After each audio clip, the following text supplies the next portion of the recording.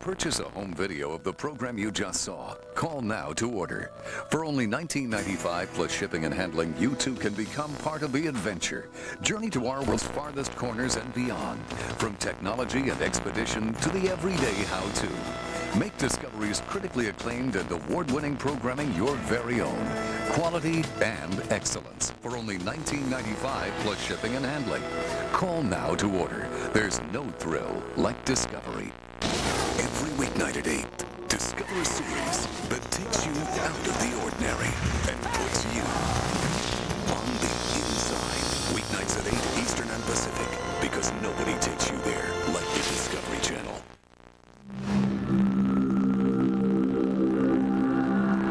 For more than 3 billion years, our Earth has seen the rise and fall of species.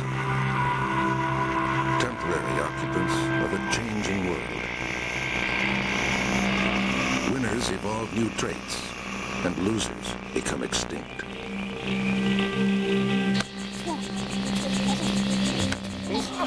Then, about 5 million years ago, an animal emerges whose life is shaped by thought as well as instinct.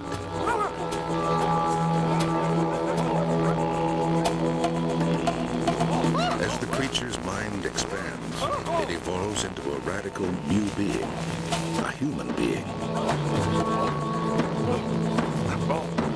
But how did they become us?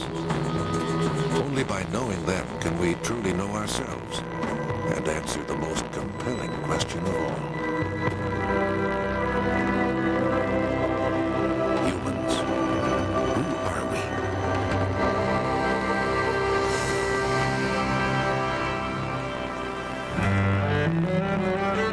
we? We think we know who we are. Homo sapiens, the most intelligent and versatile species on Earth. So much about us is different from other animals. Our music, our movement, our skills, our voices and words. We are clever enough to live anywhere on our home planet, even to dream of journeys to other worlds.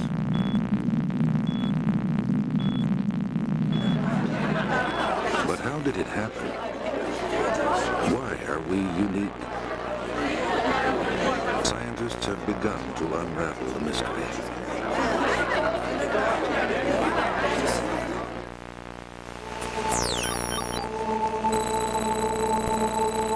It's a story that begins in Africa over 3 million years ago.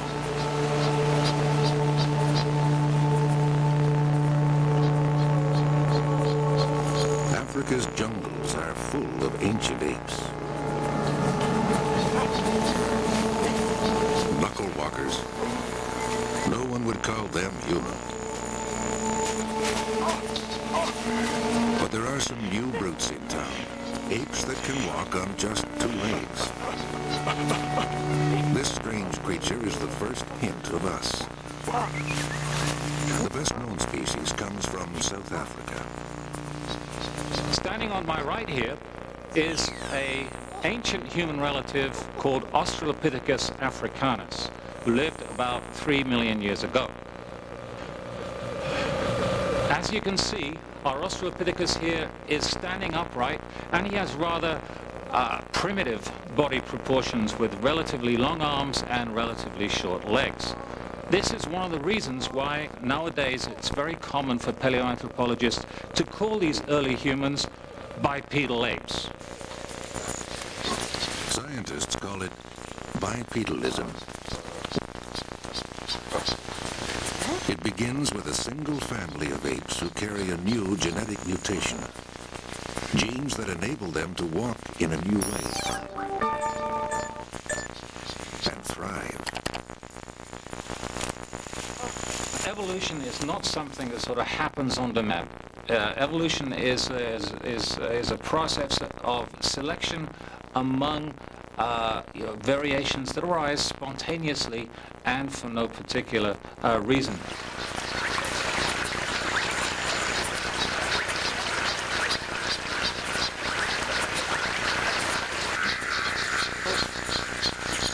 Walking upright starts as an accident, but standing up for a living catches on. It helps their survival. Scientists call it natural selection.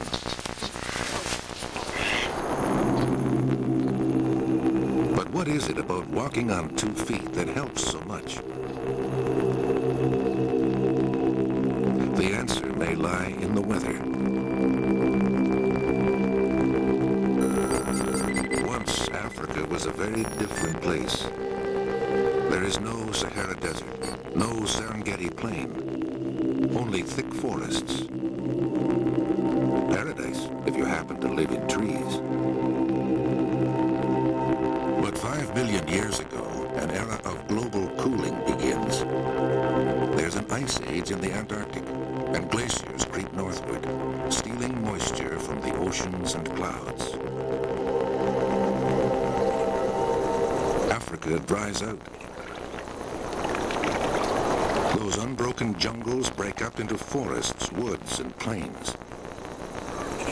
But this disaster doesn't stop the ape men. Far from it.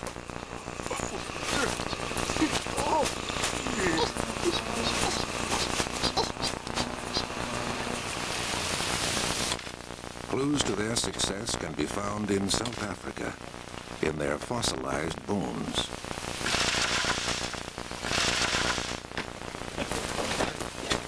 Lee Berger is a paleoanthropologist, an expert in the apes who became the first human ancestors.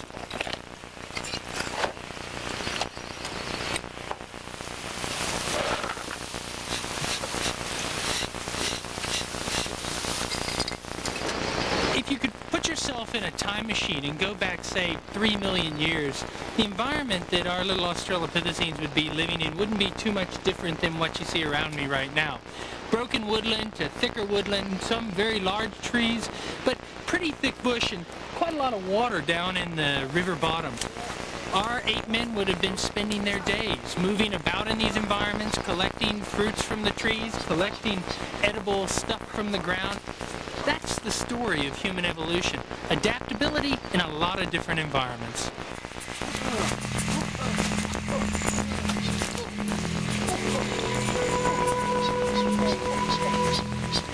The Australopithecines can hike from one small clump of forest to the next.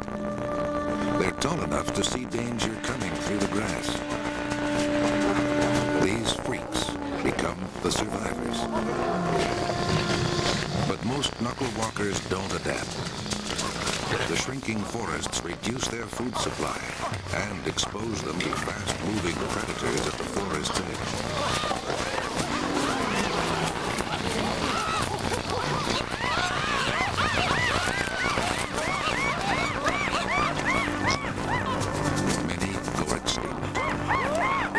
The Australopithecines take over forests in eastern and southern Africa.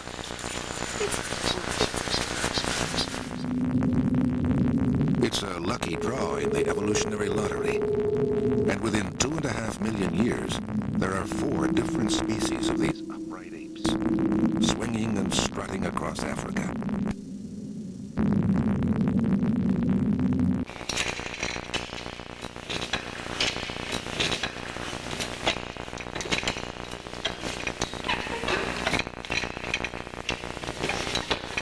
Our bodies retain this same basic blueprint. Arms for swinging. Long legs for sprinting. But nature's re-engineering job has left us with growing pains. We have, fallen arches and wrenched knees and bad backs are all a legacy of taking a essentially quadrupedal skeleton, four-legged skeleton, and swinging it upright.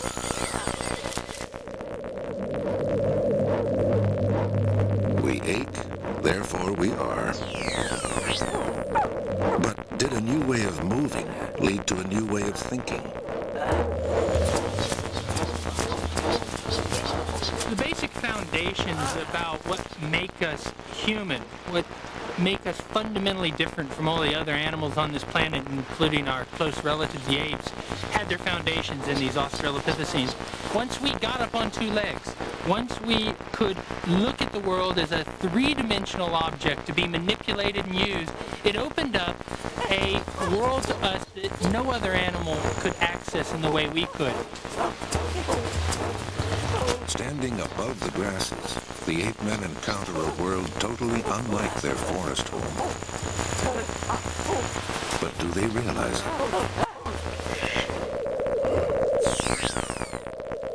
Their brains don't get any bigger.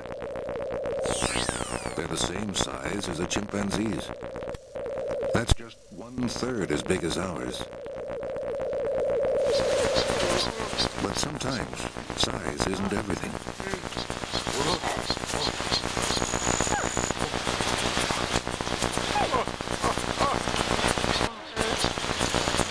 In my hand, I have an Australopithecine brain, and we're trying to understand what the difference is between this Australopithecine brain and, say, that of a chimpanzee. This area is a key clue.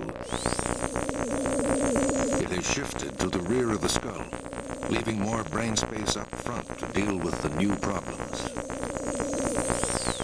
It would enable the animal to better recognize faces, to engage in complex social behaviors, to find feeding sites, water holes. In effect, it's expanding its environmental adaptation. The rules are clear and cruel. Use your wits to get out in the open and eat fast before something eats you. They must have been in constant danger. So one of the things that I think must have been most important would have been to learn the signs of nature, learn what is meant by tracks on the ground, bloodstains, broken vegetation, and so on and so forth. And this is something apparently monkeys and apes are totally blind to this.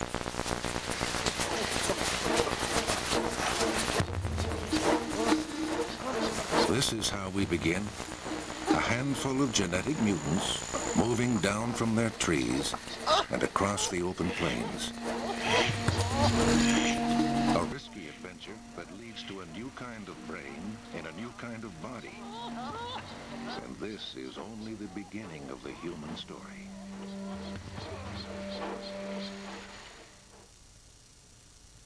Humans, Who Are We? Is sponsored in part by New York Life, the company you keep, and by Audi. What does the future hold? What will it look like?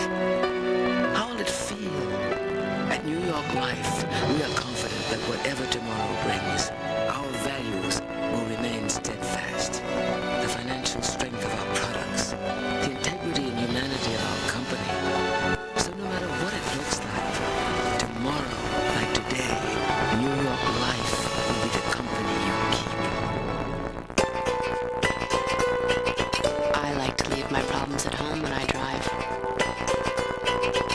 But if I can't leave them at home, I tell them they can come along. But only if they shut up and enjoy the ride.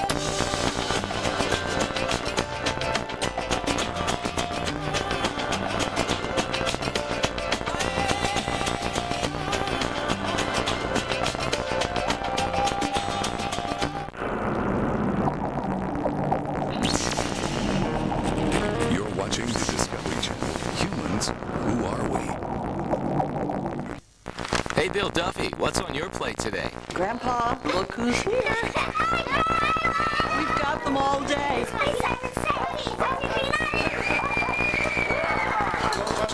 Grandpa, can I have a pickle? Even on days like this, even after the heartburn strikes, it's not too late for Pepsid AC, because Pepsid AC controls acid before, during, or even after the start of heartburn. Oh, they're having a great time. No matter what's on your plate, today should be heartburn-free with Pepsid AC.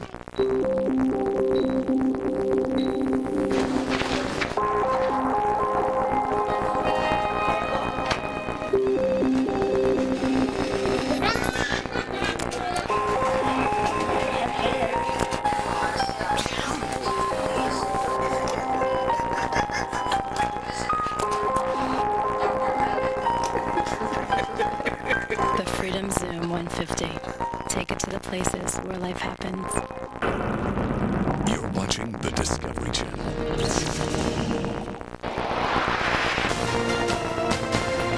This is a news break from Discovery.com. A new survey says that the California sea otter population is rising again after 5 years of decline.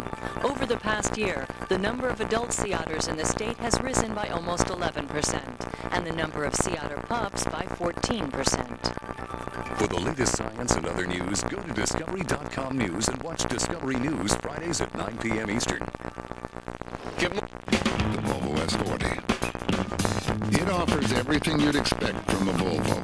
It's the price that might be below your expectations. The S40. Volvo in a super concentrated formula.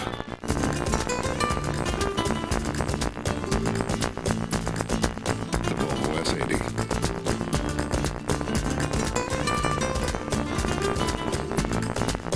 Protect the body. Ignite the soul. It wasn't easy for Lakeisha Rivers to get where she is today. She worked hard and excelled in school, yet her chances of going to college were uncertain. Fortunately, Lakeisha was awarded a Bright Future Scholarship funded by the Florida Lottery, and her dream of graduating from Florida International University became a reality. With the help of Bright Future Scholarships, many young people like Lakeisha, who have so much to give, will shine even brighter.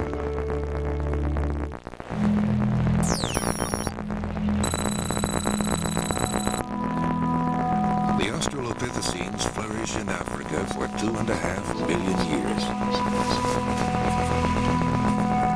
Not a bad winning streak.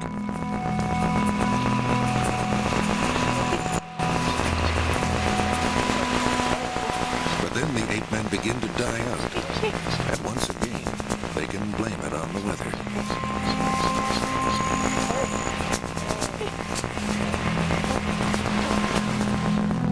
The crisis is caused by global cooling. The North Pole freezes for the first time. A new cycle of ice ages is beginning. For the walking apes in Africa, it is a disaster. Once again in Africa, forests shrink and grasslands grow. For the Australs, a longer commute across the open spaces means running the gauntlet of hungry predators. They need food, but they are food. The challenge is an old one. Evolve or die. Fortunately, a new mutation appears among the ape men, creating creatures with huge teeth and jaws. They eat nuts and hard roots. This tough vegetarian is called robustus, studied by paleoanthropologist Rick Potts. What we have here with the robust Australopithecine is what I'd like to think of as the chewing machine in our family history. A very successful species, and had a way of adapting to the climate changes of the time, the drying out of the African savanna. So it was a savanna-adapted creature, a habitat specialist, but very, very successful in the environments of that time.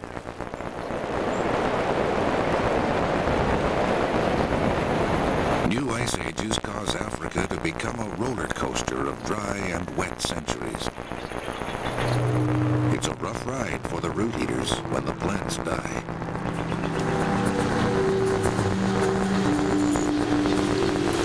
And after 1 million years, Robustus finds they have specialized in the wrong food. They die out, an evolutionary dead end. But luckily, there's more than one way to evolve a better ape man. When environments change, there are two strategies in the evolution of animals that can be taken. One is to become a specialist, to adapt to a specific narrow range of habitats and conditions, and most species today are habitat specialists. The second way is to become a generalist, that is to expand the options of your lineage, to diversify your behavior, and to be able to live in a variety of different kinds of environments. And that also was a very successful, important strategy, especially in human evolution.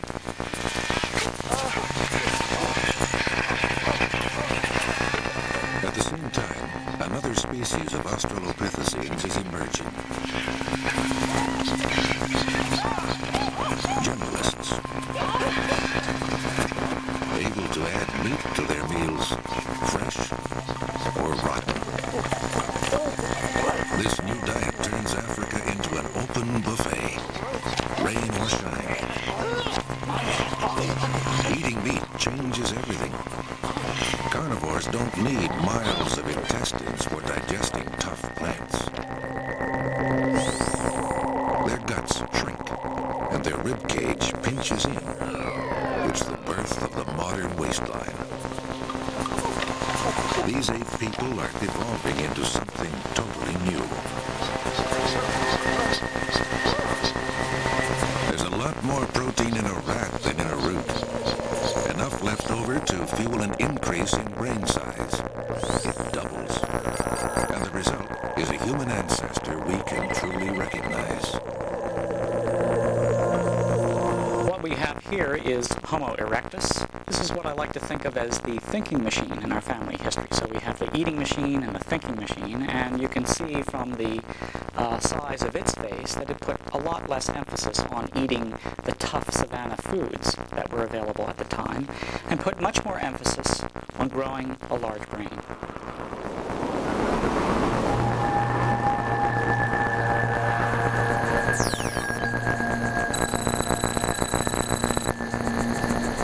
The human who emerges 1.8 million years ago is a work of evolutionary art.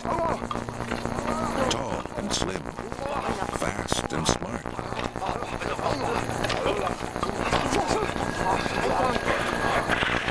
A carnivore who relies on tools to devour his meals, and his legs when a predator tries to devour him, escaping faster than any ape ancestor.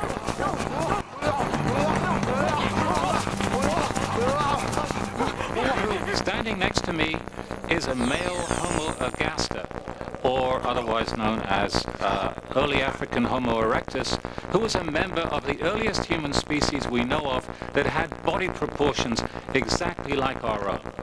They had relatively small brains, only about half the size of our own, but a reduced face, and in general looked much more like us than their predecessors had done. Homo erectus is the first 6-footer, the first human truly at home on the range. A hunter and scavenger whose high-protein diet goes straight to his head. He begins to crack rocks to make cutting and scraping tools. No ape man ever dreamed of such things. Homo erectus developed the ability to knock off very large pieces of rock from boulders and cobbles and things like that. And so we have, for example, this one, which has this broad flake scar where it detached from a much larger piece of rock. And then Homo erectus used another rock to knock off flakes so that it's sharp all the way around. This is the birth of technological man, a being who can make and use tools to extend his reach over the world. With these stone tools, early humans, such as Homo erectus, had the ability to do pretty much anything that all other animals could do with their teeth.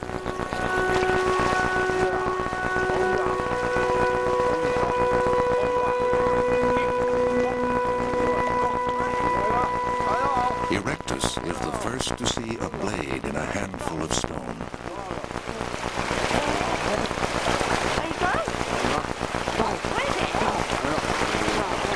To make these tools, Erectus needs to understand how rocks fracture.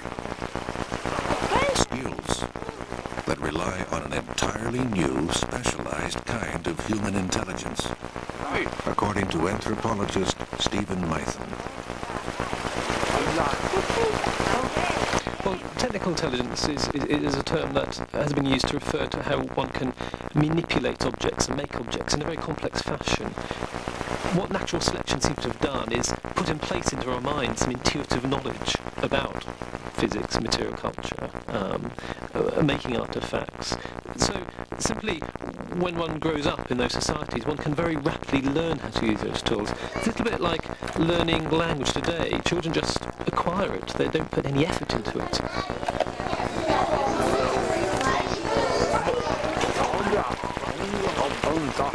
We can see a shadow of ourselves in this early prodigy of the African plains. For example, his hand axes appear to have been made only by right-handers. No other primate favors one hand over another. In my hand I have the brain of Homo erectus. This is the front part of the brain, this is the back part of the brain.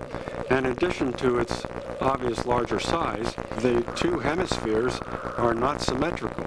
That is to say, the left one in the back portion is slightly larger, and it's slightly larger on the right on the lateral side. We think this has to do with handedness, and it sort of provides the very first evidence for right-handedness in the fossil record.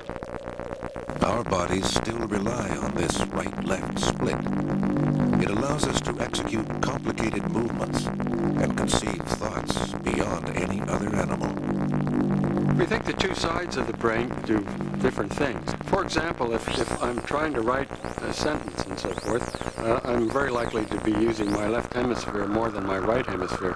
On the other hand, if I'm doing a painting and trying to get some emotion and context in it, it's more likely that I'll be using my right hemisphere to accomplish that.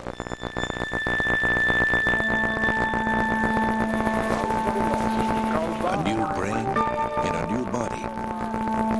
The first few parts of the modern mind are emerging.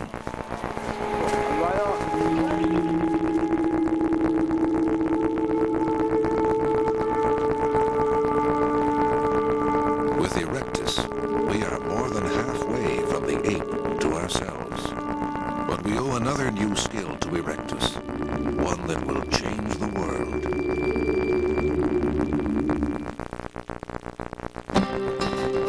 Dannon fruit on the bottom is better than ever. Why? Because it's just bursting with a more delicious taste of real fruit. And it's smoother and creamier than ever before. A texture to excite the soul. Best of all, it still has all the wholesome and healthy things you already love about Dannon. Dannon fruit on the bottom. A tastier, creamier Dannon. If you thought 2020 vision was perfect, ask your eye care professional about the AccuView 2 contact lens. 7 out of 10 who wear it see better than 2020. AccuView, advancing the science of sight.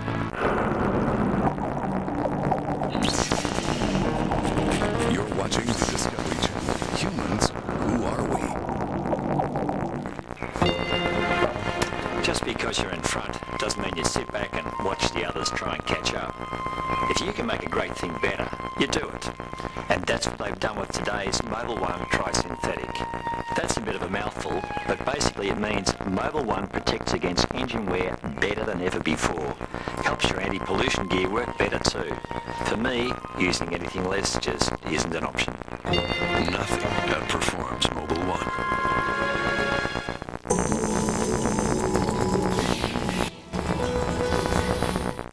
You lost the address? Relax, honey. Listen, can the testosterone, and let's call for directions. The house has a new metal roof. It'll stick out like... Yeah, like your butt in a bathing suit. That's it? Well, that was it. That was a metal roof.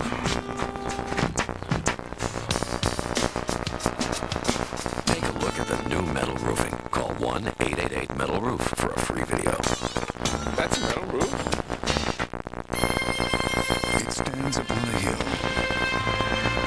In the middle of it all. Through time and change, it has stood with us.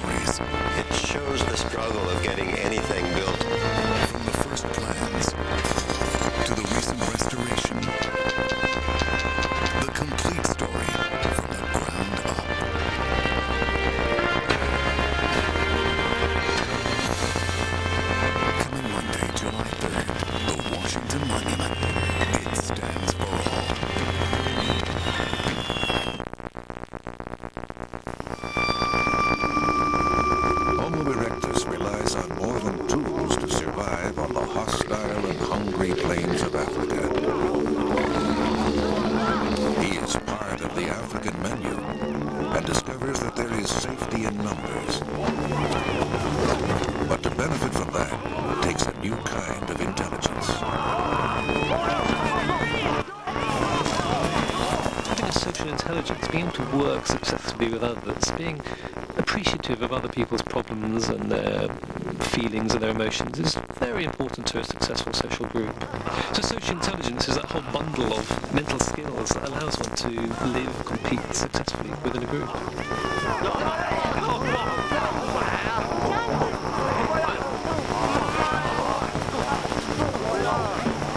Erectus lives in groups of up to 100 people, much larger than any ape society.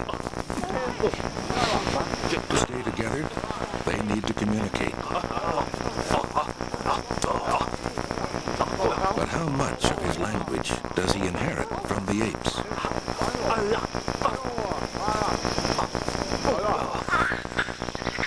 For apes and monkeys, calls are used to warn of imminent danger or to advertise for sex.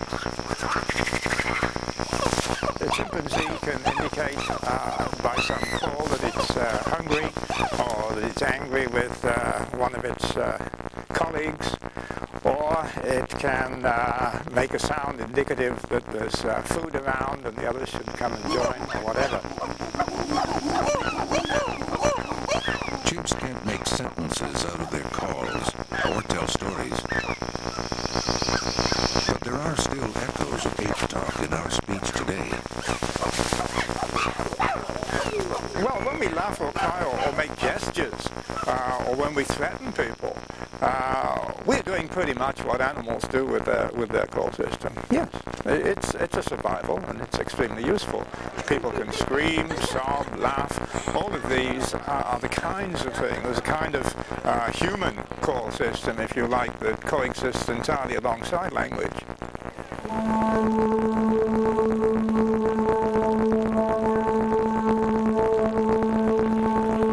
As footloose groupings of Homo erectus come and go, wandering and reuniting, they evolve beyond emotional animal calls to the first primitive human language.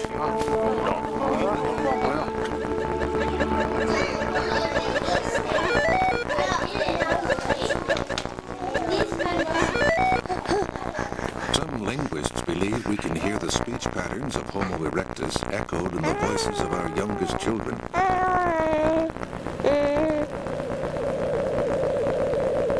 Like most mammals, erectus and modern human children are born with high larynxes. This restricts the sounds they can make, causing what we call baby talk. Modern children grow out of it.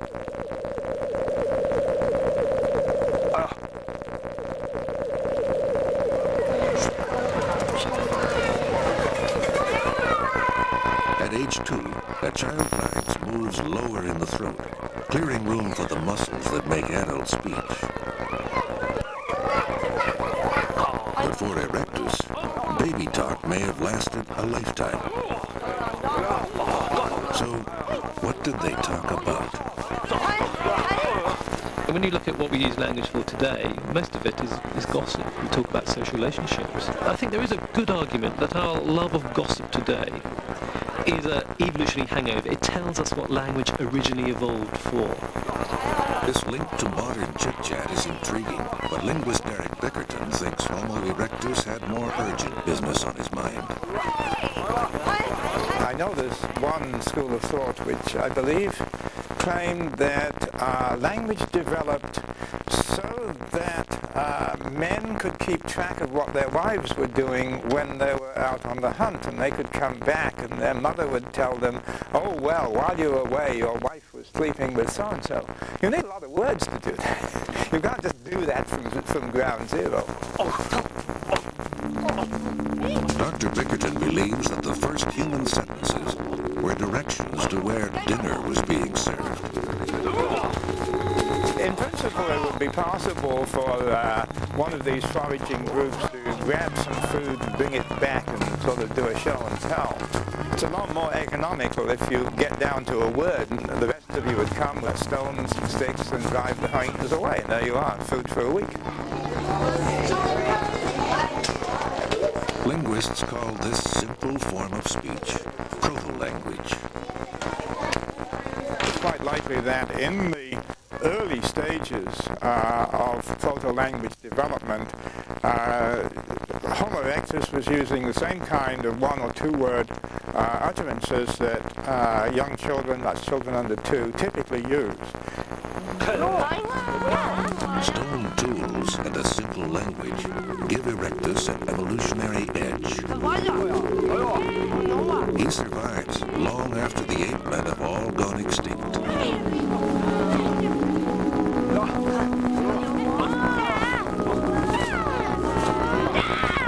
And 1 million years ago, Erectus faces his own climatic crisis. A great series of ice ages, lasting 90,000 years at a time, dries out Africa, creating the great savannas we know today. But there are decades of steaming wet weather, alternating with the dry and cold.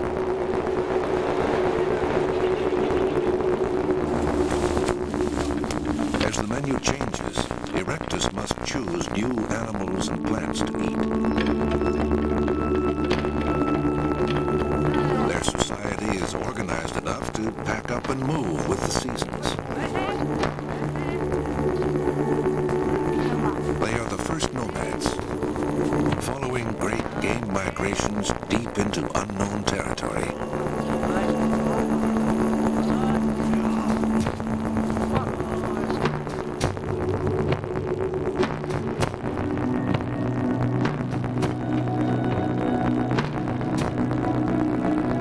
Century by century, some small bands move north, out of Africa, across Asia, driven by hunger and by curiosity. It is the birth of wanderlust.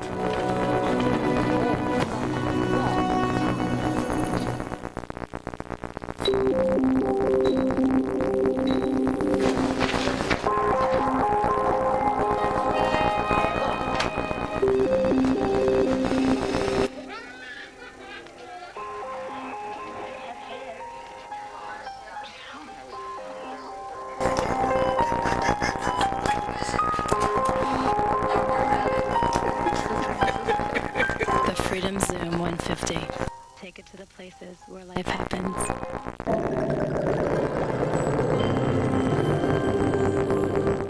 Why? It is a small word, but it is a quick, sharp, and abrupt word. Why? It is the chosen word of the nonconformist, the defiant, and the visionary. It is a confrontational word. Why? It challenges what's thought to be impossible. If you are not afraid to ask why, you can change whatever it is you want.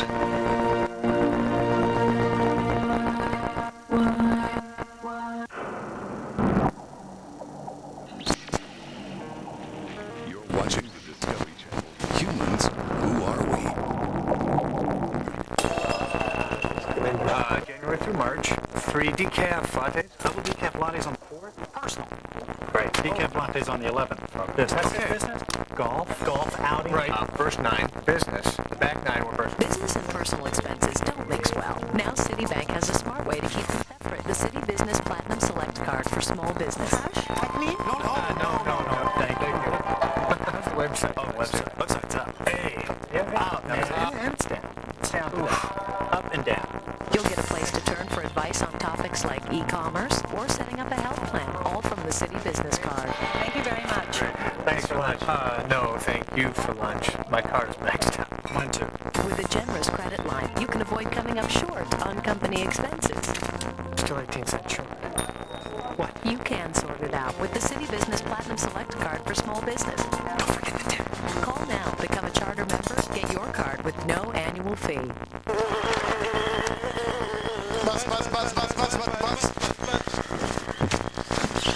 Hello, Mosquito. Hello, Mosquito. Have you heard about the website Discovery.com? No. They have a very useful travel section. I love to travel. They can help you research and book your trip and get local health warnings. How interesting. Buzz, buzz, buzz, buzz, buzz, buzz, buzz, buzz, buzz. In October of 1991, three weather systems collided to create an event that was unlike any in recorded history. Called the perfect storm. Before you see the movie The Perfect Storm, relive the real-life events, featuring an exclusive sneak peek of the feature film The Perfect Storm in theaters June 30th. Witness the power of the storm. Coming June 26th to the Discovery Channel. What? Mozart. Gonna miss the Be quiet. He said Mozart. No report on Amadeus Mozart. I'm not Mozart. Search Mozart. For instant access to what matters to you most, browse under high-speed online from Time Warner Communications. Here, now what? Download that and let's go, Curly. You know Mo collected ceramics. Give it a break.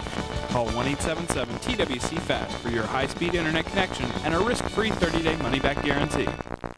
Leave your checkbook at home. You won't need it. At Kelly Ford this week, drive any new or used car or truck with absolutely no money down. Factory Fresh Ranger XLT Super Cab pickups from $199 a month, no money down. Factory Fresh Focus DX3s from $239 a month, no money down. If you want to pay more elsewhere, that's your business. If you want to save thousands, that's our business. Kelly Ford in Melbourne, home of Bavard's best Ford prices for over 25 years.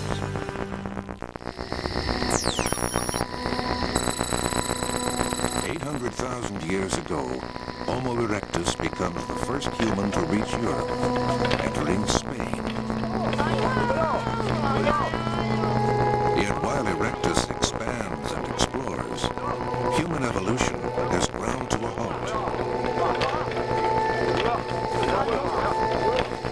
Yes, the assumption has been for a long, long time that evolution is sort of a linear process, and that if our remote ancestors had smaller brains and we have larger ones, then in between times there must have been a slow process of acquisition of increasing intelligence. On closer examination, this turns out not to be the case, that evolution has tended, as with all other forms that we know about, to take a sort of an episodic course. With a brain half our size, erectus is able to talk and wander. But he makes the same tools for an amazing 1 million years. Today, technology changes every day. But for erectus, innovation is literally unthinkable. A part of the modern human mind just isn't there. But that will change in Ice Age Europe. Erectus encounters a world utterly unlike his African homeland. He is faced with extinction in the snow.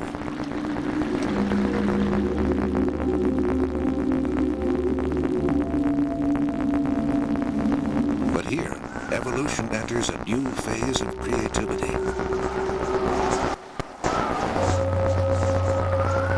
Isolation can give a selective advantage by allowing certain traits to take hold in a population, if you will, and allowing that population then, once the isolation is over, to expand out. There's lots of room in Europe to become isolated, and for new strains of humans to appear.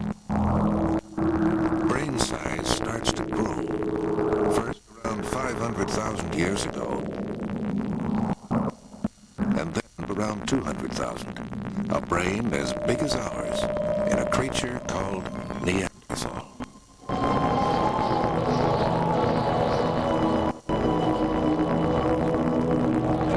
Today, we often think of the Neanderthal as a plodding, grunting caveman.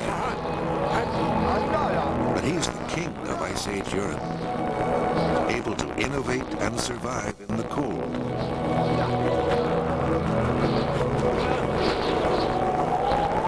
This gentleman on my right here is a Neanderthal.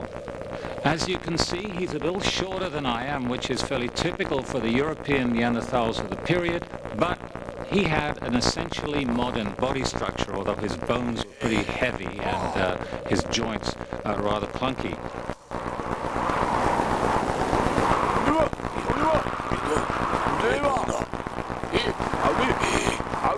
The Neanderthals are short and well insulated, built to survive in the cold.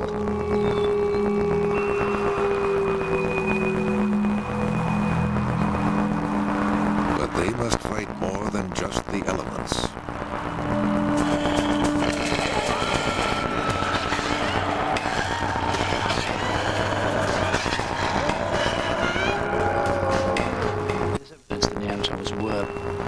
Hunting at close quarters for their prey, and perhaps that's why many Neanderthals show injuries, fractures. They might be hunting accidents.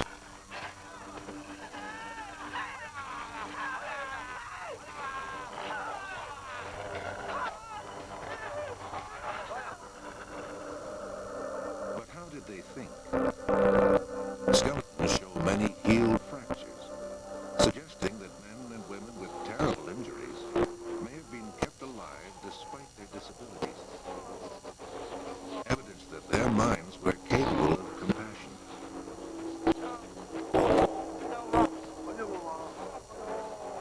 Another clue to Neanderthal behavior comes from the shape of their brains. If you look at the Neanderthal brain, all of the structures that you see on it are almost exactly the same as to what you would see in the modern human brain. In other words, we see no essential differences between the Neanderthal brain and modern human brain. And therefore, some of us think that the Neanderthal behavior patterns were exactly like modern Homo sapiens. But not everyone agrees. Some suspect that Neanderthal thoughts were very different from our own. They possess a fragmented mind, according to Stephen Mython. I think the Neanderthals had this, what I call a domain-specific mentality. They had these separate intelligences that weren't terribly well linked together. For Neanderthals, it may be impossible to make a tool and daydream at the same time. I think in many ways Neanderthals were better at thinking about some things than we are today, because, you know, I think their powers of concentration must have been immense. So when they're making their stone tools, they didn't get distracted, they just made stone tools. Neanderthals lived so recently that many scientists believe they must be our direct ancestors. A theory that can now be tested.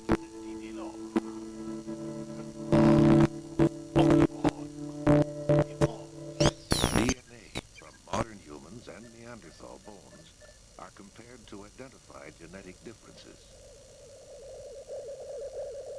For human versus Neanderthal, there were 27 differences. Many more than what we usually find when we compare modern humans to one another. This argues that Neanderthals and anatomically modern humans were really quite distinct. The old theory is wrong. The Neanderthals are not our direct ancestors, but our cousins. 200,000 years ago, Europe is the home of a human species with a brain as large as our own. Human, but not us. Certainly, we should not consider ourselves to be the measure of what it is to be human. We are fully human. So with the Neanderthals, we are not the only way you can be human. The Neanderthals were like us in many ways. They were as human as we are. And that's difficult, I think, for some people to get around the idea that the Neanderthals were different to us, but they were still fully human.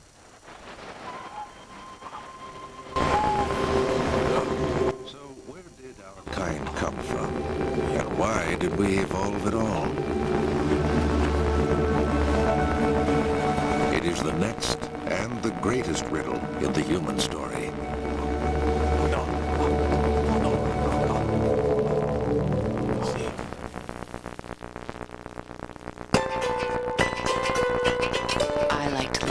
problems at home when I drive. But if I can't leave them at home, I tell them they can come along. But only if they shut up and enjoy the ride.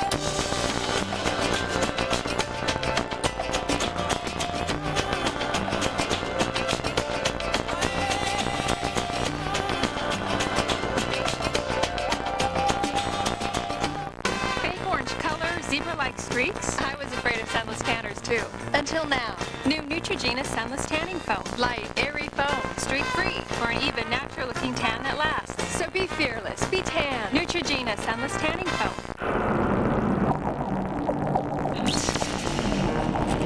You're watching the Discovery Channel. Humans, who are we?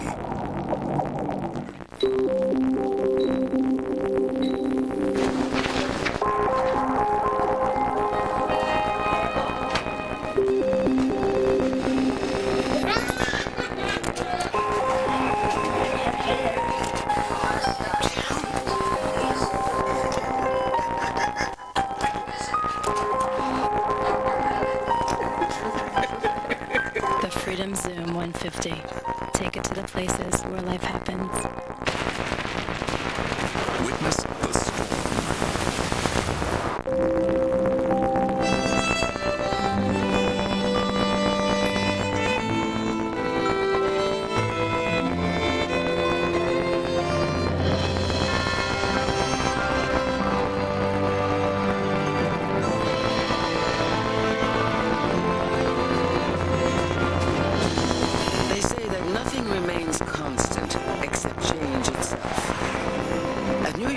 We see the world a little differently.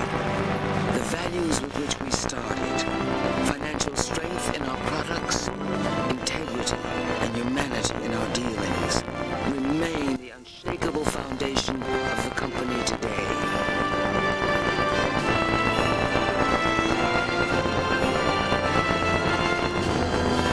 That they will be our values tomorrow, no matter what it looks like, is why New York Life is the company you keep. Hello, Meteor. Hello, Meteor. Have you heard about the website called Discovery.com? Discovery.com is my guidebook for life. I learned how to plant an herb garden, train my dog, and cure my dandruff. I learned that most meteors burn up in Earth's atmosphere. Ah! The atmosphere!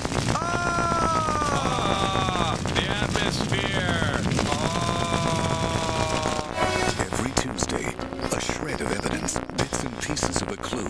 Be there as science finds the truth and cracks the case. The New Detectives, Tuesdays at 9 Eastern and Pacific, only on the Discovery Channel. You're watching Humans, Who Are We? Next, go on the inside of skyscrapers going up.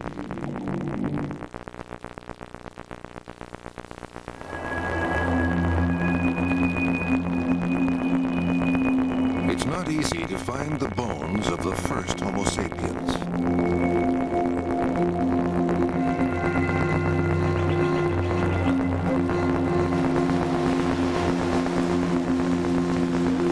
So far, the oldest evidence comes from a seaside cave near Cape Town, South Africa.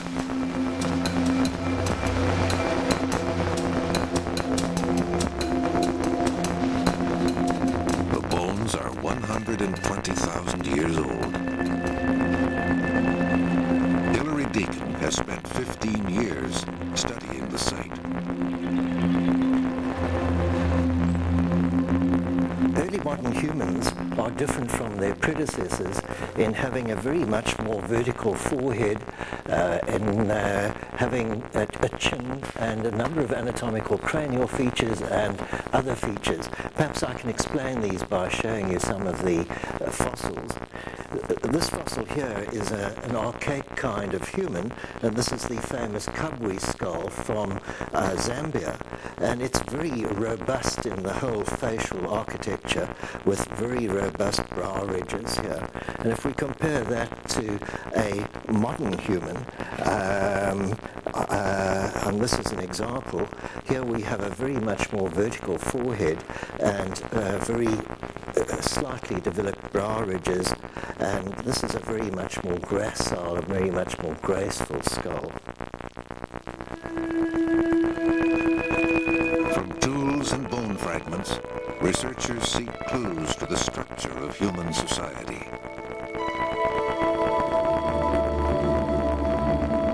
These modern humans used tools similar to those invented by Neanderthals in distant Europe. Spears and stone blades furnish a steady diet of seals, penguins, and fish. But scientists doubt these were the very first humans.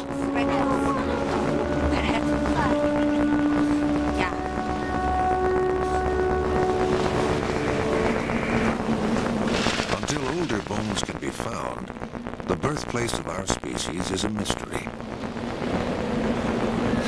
Two ideas have emerged. The first is called the out of Africa theory. If it is true, we all started here, somewhere on the vast plains of Africa.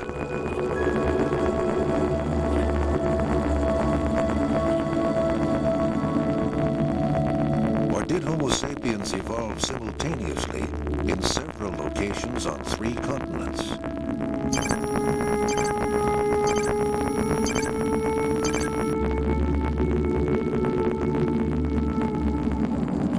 With this theory, in Europe, some Neanderthals evolve into modern forms. In Asia, Homo erectus also makes the transition to a bigger brain.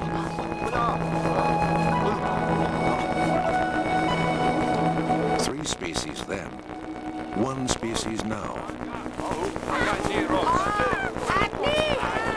If this multi-regional theory is true, these separate groups need to move, meet, and mate, trading genes until all humans from Spain to Java become a common race. Geneticists like Lynn Jordy are skeptical. One of the real problems with the multi-regional hypothesis is that it requires a fairly large number of humans in Africa, in Asia, and Europe to permit gene flow. If you have a very small population of humans, 10,000 or fewer, that just isn't enough to cover the globe well enough to permit gene flow at the level that would be necessary. The world was too big, and our ancestors too scattered. But new genetic evidence may be able to solve the riddle of our origins and explain how a tiny group of ancestors could have been the seed for the humans we know today.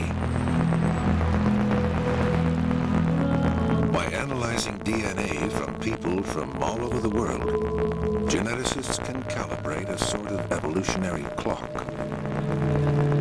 They look for mutations, harmless, random changes in our DNA that accumulate over time. The older a race is, the more mutations it should contain. The results are surprising.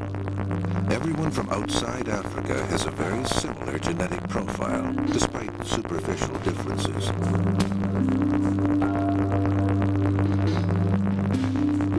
But African people are different. Their DNA contains a much wider variety of mutations. African diversity is substantially greater, significantly greater than diversity outside Africa. This is what you would expect in an older population, the original population of anatomically modern humans. So this is one line of evidence that modern humans originated in that older African population. Knowing that we have all come out of Africa brings us closer than ever to finding our evolutionary Adam and Eve. But deducing where humanity began does not explain how humanity began. To find that answer, we must return to Africa 150,000 years ago. There is a primitive human species here, descendants of Homo erectus. These beings are our direct ancestors. because they got into serious trouble.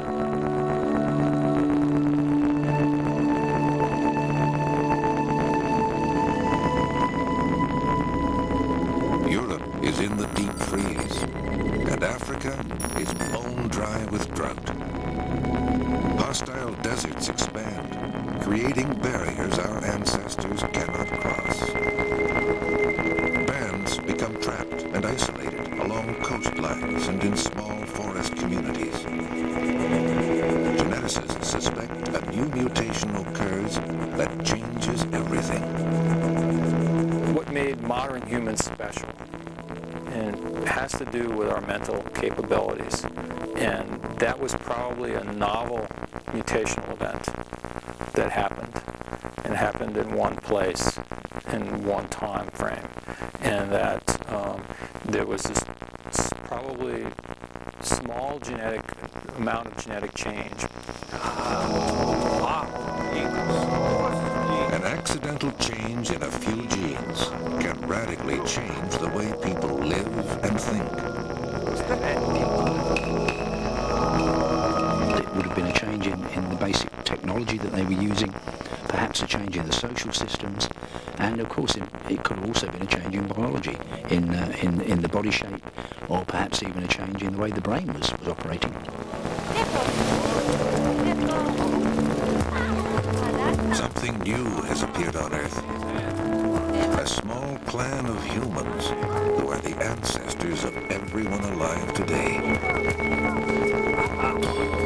They have a new type of mind, a package of abilities that gives them a different way of thinking. Our way of thinking. Essentially, we bought a package. Exactly what that package was, we don't know for sure. But it has many, many dimensions that we're still discovering. You know, today you might, mention computers and symphonies and rockets to the moon and these kinds of things. Tomorrow there may be other things you could equally well mention that we have not yet invented. What we have is a capacity, and we're still exploring the limits of that capacity. It has taken 5 million years for our kind and our mind to evolve. For most of history, we were ape-like men.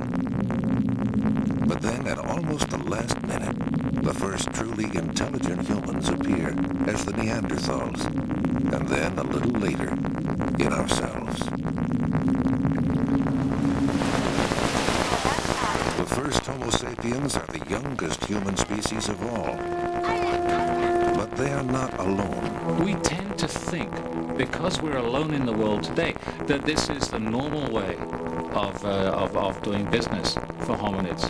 But absolutely not. If you look back in the fossil record, you find it's routine to have several species sharing the environment and certainly sharing the world with each other.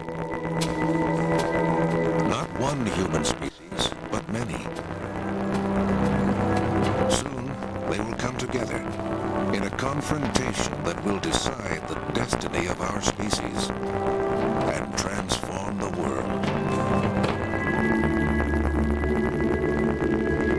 100,000 years ago, Earth is home to 3 different kinds of humans. In Europe, there are the Neanderthals.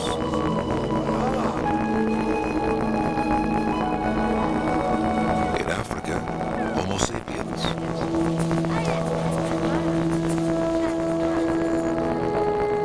And in the Far East, communities of Homo erectus. One will go on to rule the planet. The other 2 will disappear. Each of those populations were in rather small numbers. They were living, of course, in the old Stone Age in terms of technology and behaviour. So I think none of them would have looked very promising candidates for world domination, including modern humans. 3 species, 1 world. The question is how Homo sapiens is different from the others. They have left us only a handful of clues to their daily lives.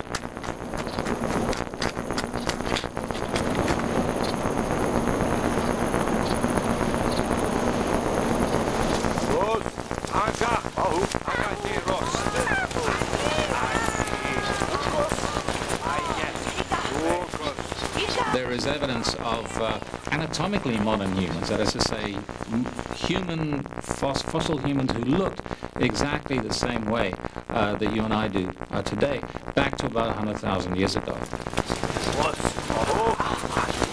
Like us, they have large brains and weak bodies. But are they already thinking like us?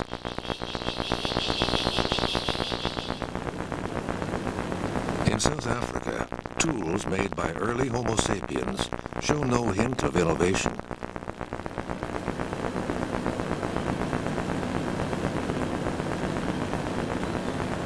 Blades remain unchanged for millennia.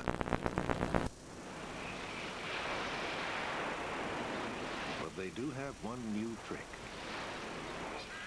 They use a red earth called ochre, possibly as body paint in some sort of ceremony.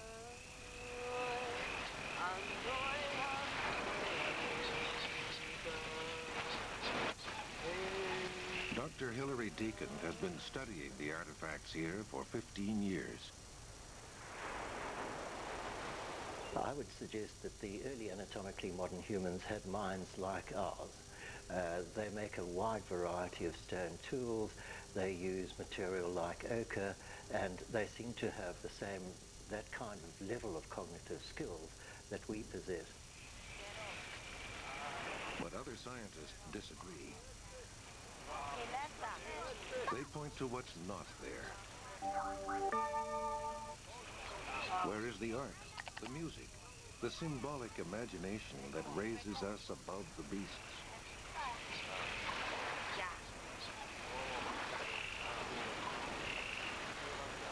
Humans with brains that looked identical to ours were around a long time before people started behaving in a modern symbolic manner. But one thing that early Homo sapiens does think about is travel.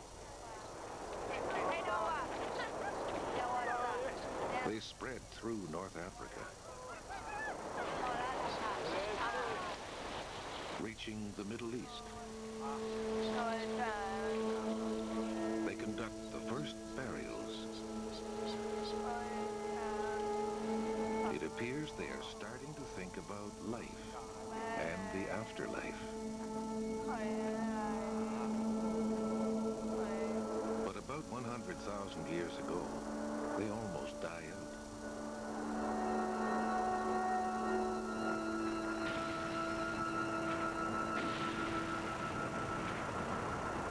An environmental catastrophe, possibly caused by a titanic volcanic eruption.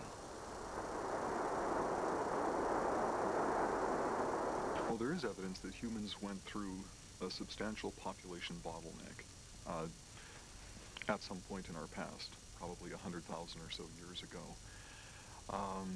And that bottleneck may have persisted for quite a number of generations. So we as humans likely were teetering on the edge of extinction.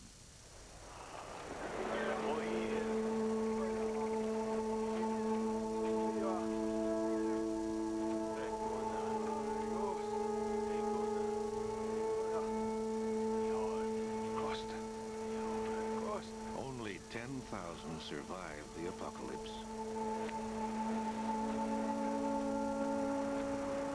The best clue to this prehistoric holocaust comes from studying modern DNA. Geneticist Lynn Jordy has studied the evidence.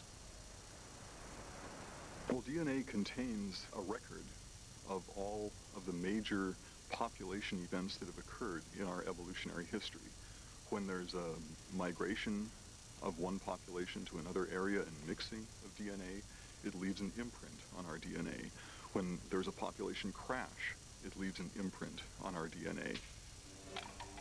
It's a surprising history. We humans may look different from each other, but at the genetic level, we are almost exactly alike. This is very different from most animals. Take chimpanzees. To us, all chimps look the same. But at the genetic level, they are far more diverse than humans are. The reason? They are a much older species. Almost 3 million years. Enough time to build up lots of genetic changes.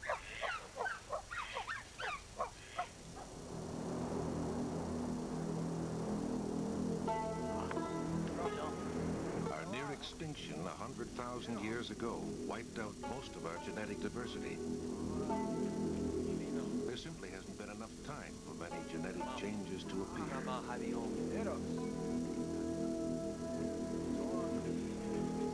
And there's a new problem. An ice age causes the Sahara to expand. They have to hit the road, seeking greener pastures.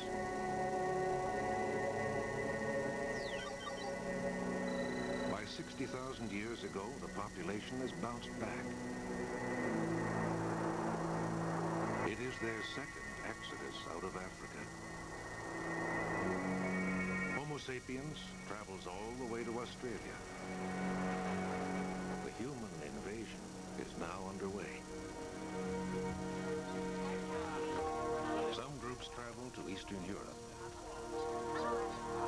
And here, 40,000 years ago, something marvelous happens.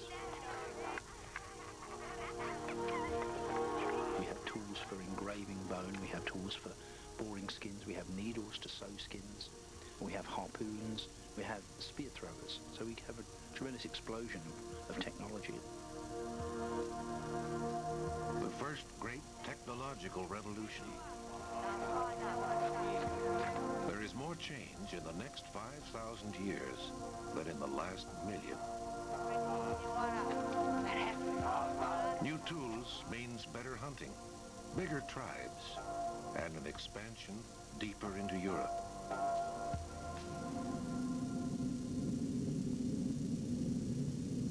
They enter during an appalling ice age. Northern France is a subarctic tundra. But a brief warm spell allows the newcomers to break in and spread out. It is an ecosystem totally unlike the African savanna, and the immigrants soon discover that they are in occupied territory.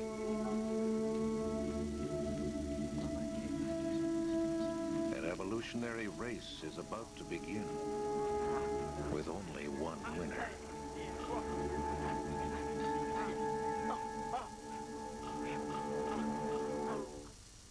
Humans, Who Are We? Is sponsored in part by Home Depot, where low prices are just the beginning. By Minolta, do something important. And by Enron, ask why.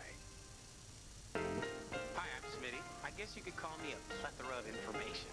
For this, you're going to need a blower, maybe a vac. Customers look at me as the answer guy. If they've got a question, they need an answer, they come to me. All you need here is a cordless push mower. I'm going to give you everything you need to take care of your yard. Tractor, definitely the lawn tractor. We've got everything you could possibly imagine in power tools, all kinds of stuff. String trimmer. I'm basically here to make sure the customer gets what he needs for the job. The Home Depot, where low prices are just the beginning.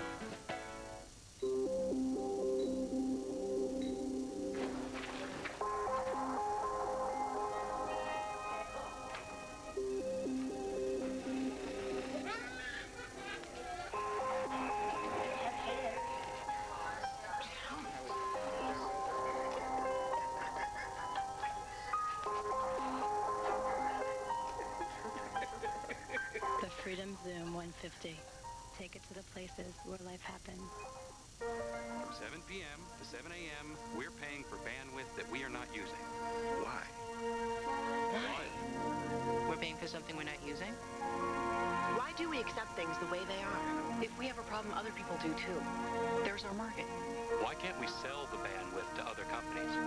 Make it a commodity, like a pork belly.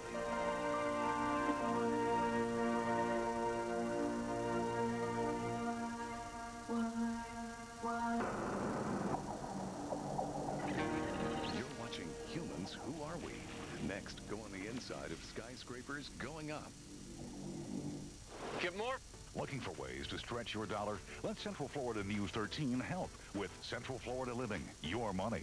From managing your mortgage to 401k retirement advice, we offer helpful hints to protect your hard-earned dollar.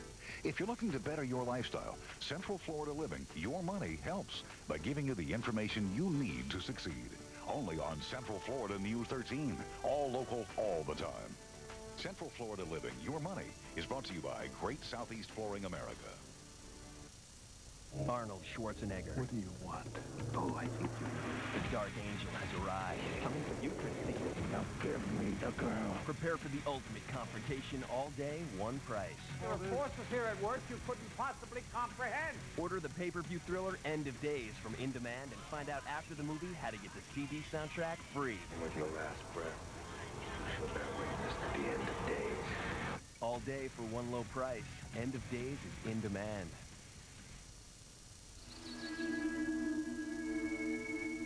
Eastern Europe, 40,000 years ago. The first encounter with the Neanderthals. Armed with spear throwers and other new tools, Homo sapiens meet the locals.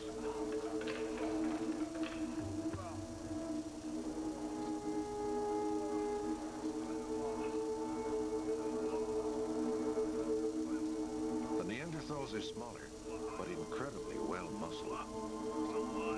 More than a match for the slender Homo sapiens. Homo sapiens are weaker, but clever. They create tools no Neanderthal can imagine. The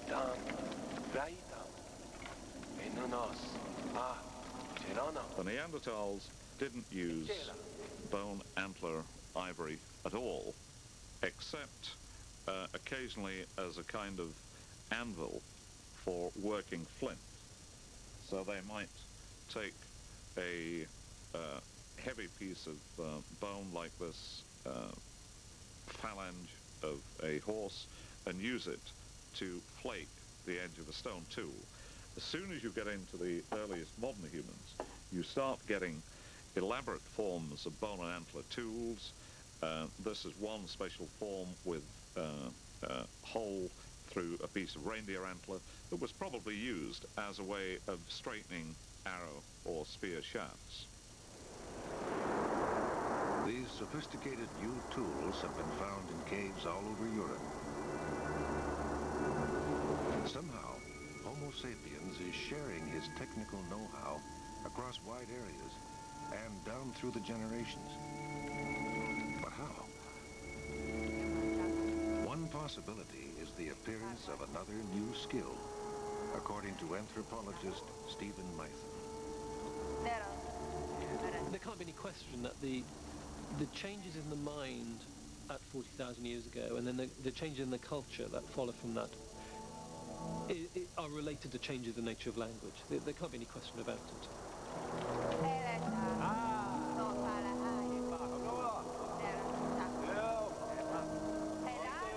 If Homo sapiens can exchange ideas, it is an enormous step forward. But what of the Neanderthals? I think it's very likely that Neanderthals had a much simpler pattern of language than modern humans, and that, I think, could be the critical factor which differentiated Neanderthal behavior from that of modern humans. Neanderthals may be restricted to simple shouts and grunts. Like most mammals, their larynx is placed high in the throat. But Homo sapiens have a lower voice box, allowing more room for mouth muscles that can shape a wider range of sounds.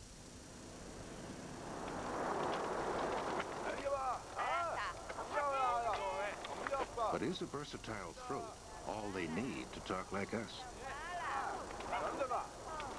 We still see this amazing change in every young child. Toddlers start speaking in simple sentences, noun, verb. Then around age 3, they suddenly discover grammar. It appears so quickly and easily, it may be instinctive, an evolutionary jump that began in the Stone Age. I think children have an inherent sense of grammar built in.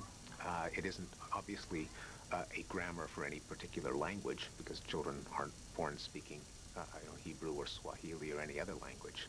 There's a cliche in journalism that when a dog bites a man, that isn't news. But when a man bites a dog, that is news. And grammar allows us to convey news, because the meaning of a sentence can be computed from the meanings of the words and the way that they're arranged. By rearranging the same set of words, we can convey an infinite number of meanings.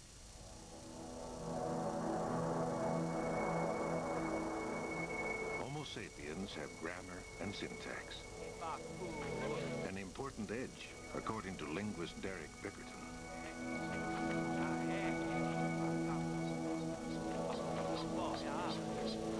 If you want to put together a story, a scenario, a plan of any degree of complexity, then unless you have what underlies language, syntax, the power to put things together, you can't do it. Armed with language, the Homo sapiens push into Western Europe, taking them deeper into Neanderthal country. But will talking like us be enough to keep them ahead of the competition?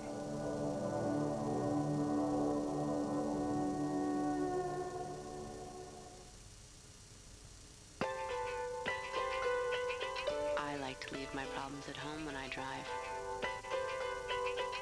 But if I can't leave them at home, I tell them they can come along.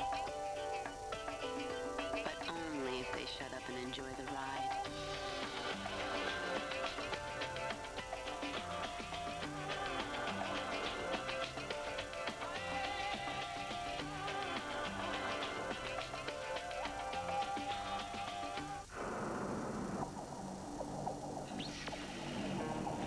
You're watching the Discovery Channel. Humans, who are we?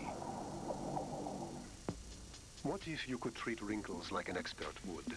With ROC, the developers of retinol in France, you can. With a uniquely encapsulated retinol formula, ROC delivers pure active vitamin A gently and deeply within skin's surface. In a 12-week study, the appearance of fine lines was reduced by 86%, wrinkles by 42%. Something more superficial beauty treatments could never promise. ROC. We keep our promises.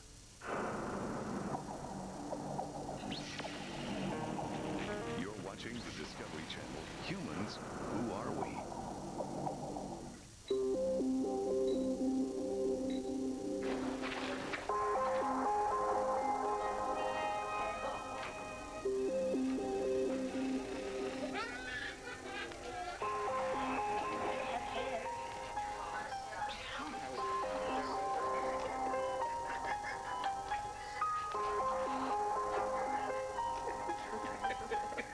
The Freedom Zoom 150.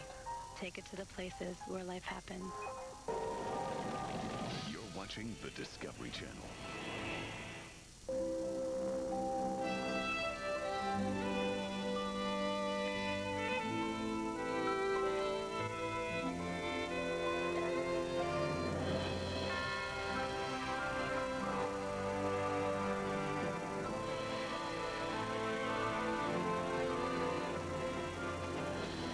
They say that nothing remains constant except change itself.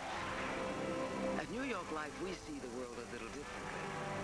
The values with which we started, financial strength in our products, integrity and humanity in our dealings, remain the unshakable foundation of the company today.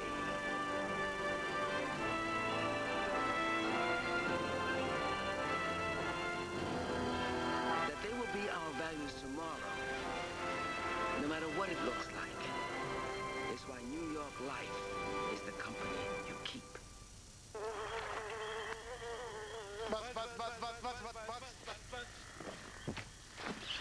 Hello, Mosquito. Hello, Mosquito. Have you heard about the website discovery.com? No. They have a very useful travel section. I love to travel. They can help you research and book your trip and get local health warnings. How interesting. Buzz, buzz, buzz, buzz, buzz, buzz, buzz, buzz, buzz.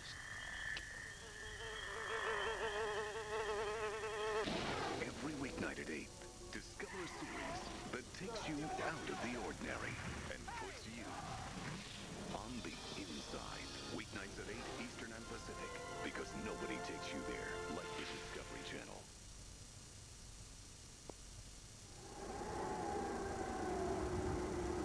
37,000 years ago, Homo sapiens pushed into chilly southern France with a bag full of tools and a brain full of grammar. But the local Neanderthals find a way to copy the newcomers' inventions, like spear throwers and stone blades.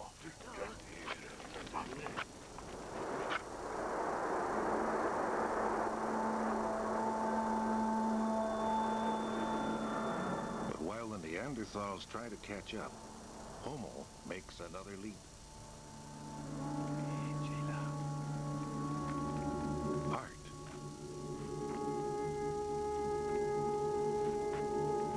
The cave paintings may serve to initiate the young or to preserve the past. Evidence of a prehistoric information revolution, according to Stephen Mythen. They are, in many ways, like the encyclopedia. They're like a CD-ROM for us today. They have all sorts of different levels of meaning. They're using these as teaching aids to children and to themselves to remember aspects of animal behaviour. So there's strong ecological information conveyed in these paintings. In the Chauvet Cave of Ardèche, France, images survive from 32,000 years ago.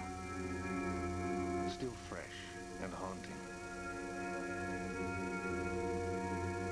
Horses, elaborately carved, similar to this one, have been found at sites 34, perhaps even 36,000 years ago, showing immense artistic creativity. There's absolutely nothing of this kind known from the Neanderthal archaeological record.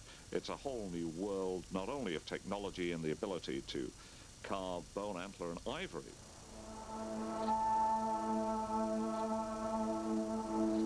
This artwork is so refined that some scientists believe it denotes the final stage in the physical evolution of the human brain. The milestone where ancient man becomes modern man. About 40,000 years ago, I think there was a major change in the nature of the minds of the modern humans. There came an end to them having minds dominated by separate intelligences, by having a social and natural history, a technical and linguistic intelligence. Somehow these were able to join together, and we can talk about, if you like, one single intelligence with these different parts now. Now, quite how that happened is not clear. It may be some sort of genetic mutation, some, brains developed in different ways. But Mythen's explanation is controversial. For those who study fossil skulls, a sudden change in the brain is a problem. Now, did they have a sudden mutation in their brain 50,000 years ago? Well, there's no change in external brain form. There's no known sudden mutation that would cause a radical reorganization of brain function. If the brain did not suddenly mutate, where did our artistic talent come from? If I was going to answer the question about when symbolic thought had emerged just a couple of years ago, I would have said 50,000 years ago. But now, all the indications is that humans are developing that same symbolic thought through the presence of ochre. So it's just something that emerges in Europe as late as 50,000 years ago or so. It's been going on a long time before that in Africa. In Africa, the very first Homo sapiens may have had a latent talent for art.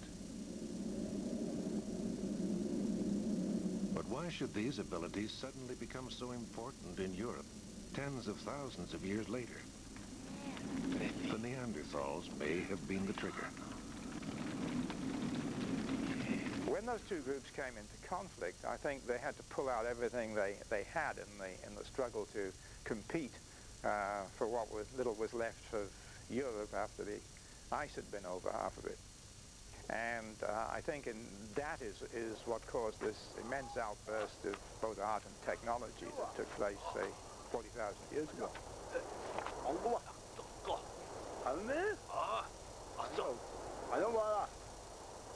Neanderthals could understand tools, but art left them out in the cold.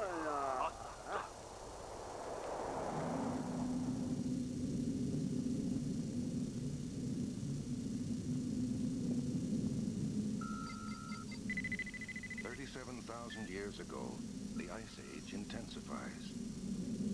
Glaciers grow to cover all of Britain, while tundra pushes south. Winters become harsher than ever.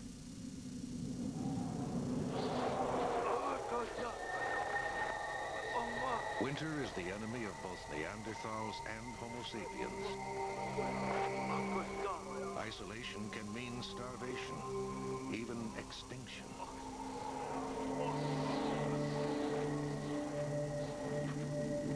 To survive, our ancestors need contact with distant groups who supplied mates and news about good hunting grounds. They do it by trading tools, shells, and sculptures.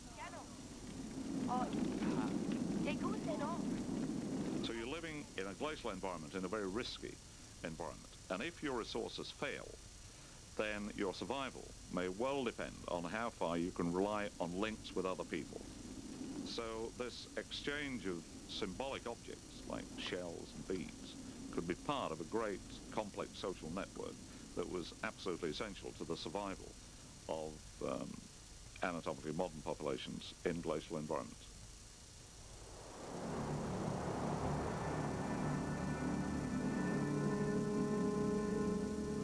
Homo sapiens used their tools and symbols to gradually expand through Western Europe, taking the best caves and valleys.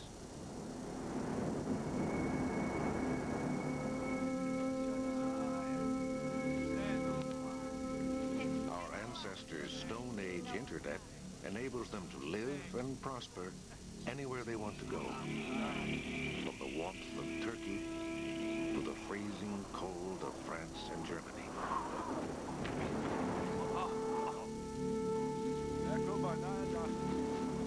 The Homo sapiens are nomads, seeking new hunting grounds each season.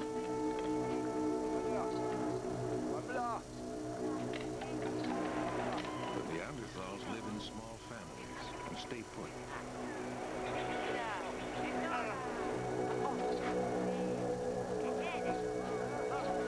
These Ice Age specialists are outmaneuvered by their smarter cousins.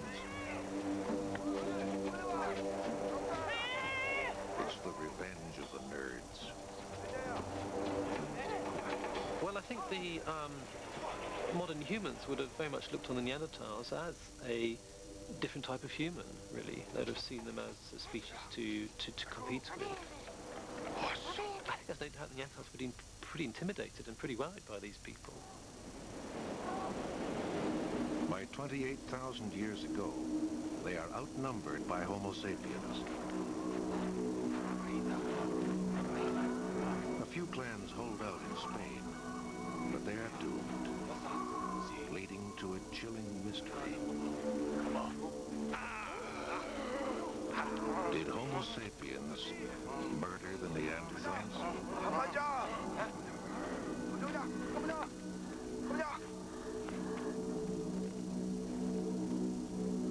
One can imagine, over thousands of years in a period in a place as big as Europe, you would have had many different encounters. At times they could well have been violent encounters between them.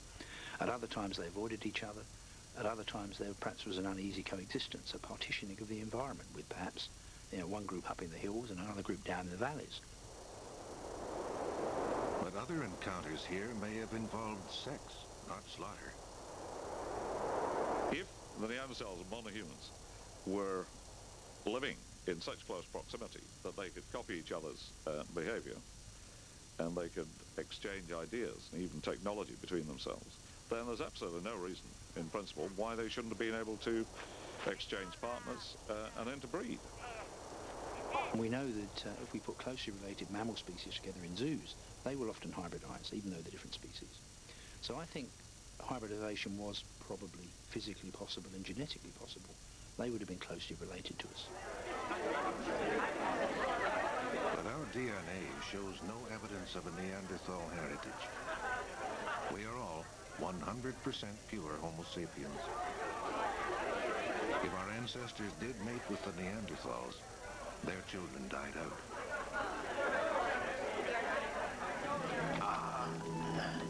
They evolved to survive in Ice Age, not in the era of modern man.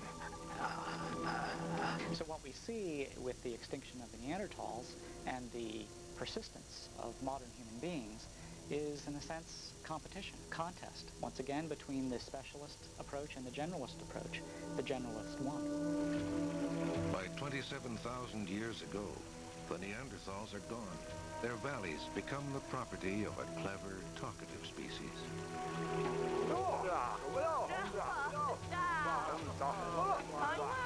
Meanwhile, in Asia, Homo erectus is in trouble. After 2 million years, they too go extinct, although no one knows why.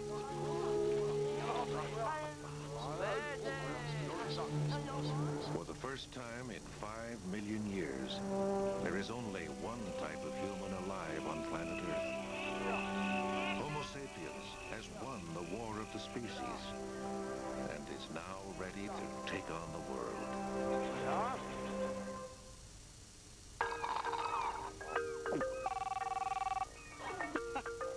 Don't get that, Frank.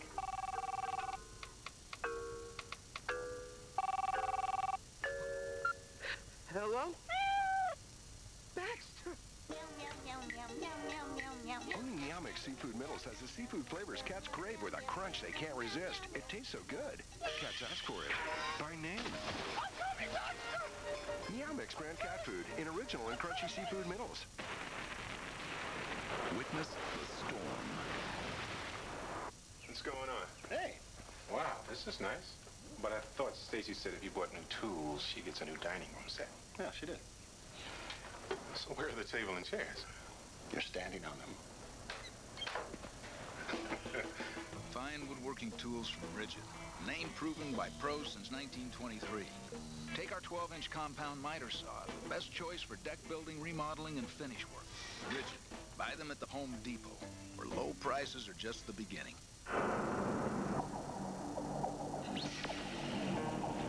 You're watching the Discovery Channel. Humans, who are we? The worst thing was math class and getting called to the board. I never knew how to do the problem, and everyone was staring at me. I could feel my back turning red. But now it's no problem because math makes sense. At Sylvan Learning Center, we help students catch up or even get ahead. We start with our skills assessment to determine students' strengths and weaknesses. Then we personalize programs for each child's specific needs and learning style. When I had to read out loud, I didn't know lots of the words. Like, I had trouble with island, so I had to sound it out. Is land. And I know I sounded dumb. Sylvan uses certified teachers, and we guarantee results. In fact, 8 out of 10 students improve their math or reading skills by 1 full grade level in only 5 months. Now, I know all the words that I can just read it straight through, no problem. Sylvan Learning Center offers flexible payment options. So if your child needs help in school, call 888-46-EDUCATE. Success is learned. Next, go on the inside of skyscrapers going up. Later, an encore presentation of Humans, Who Are We? Welcome to Fight Club. Tyler Durden has a vision. How much can you know about yourself? You've never been in a fight. Tyler Durden has a message. Things you own end up owning you. Tyler Durden has a plan. This is it, baby, the beginning. Something terrible is about to happen. We're not killing anyone. We're setting them free. Who is Tyler Durden? Surprise me. Find out. Brad Pitt, Edward Norton, Fight Club is in demand. Wow. You got it. Pay-per-view for the demanding viewer. You rule. Experience counts when it comes to your eyes. That's why we always recommend Florida Eye Associates. Confidence in eye care is knowing that the latest technology and medical equipment is in the hands of experienced board-certified ophthalmologists. In the future, Eye care may be this good everywhere. We're just glad it's this good right here near home. We trust Florida Eye Associates for our whole family. Why not give them a call today at 727-2020? I think you'll see why their experience counts for your eye care, too.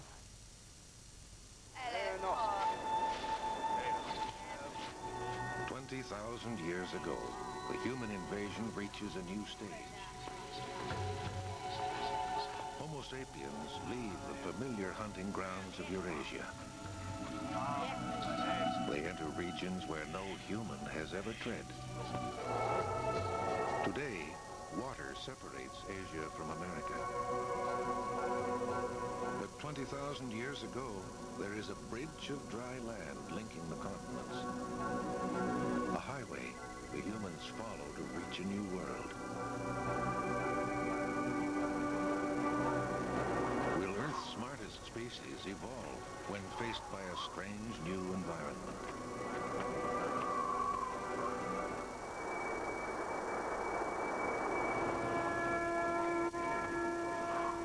For decades, archaeologists have tried to identify the first Americans.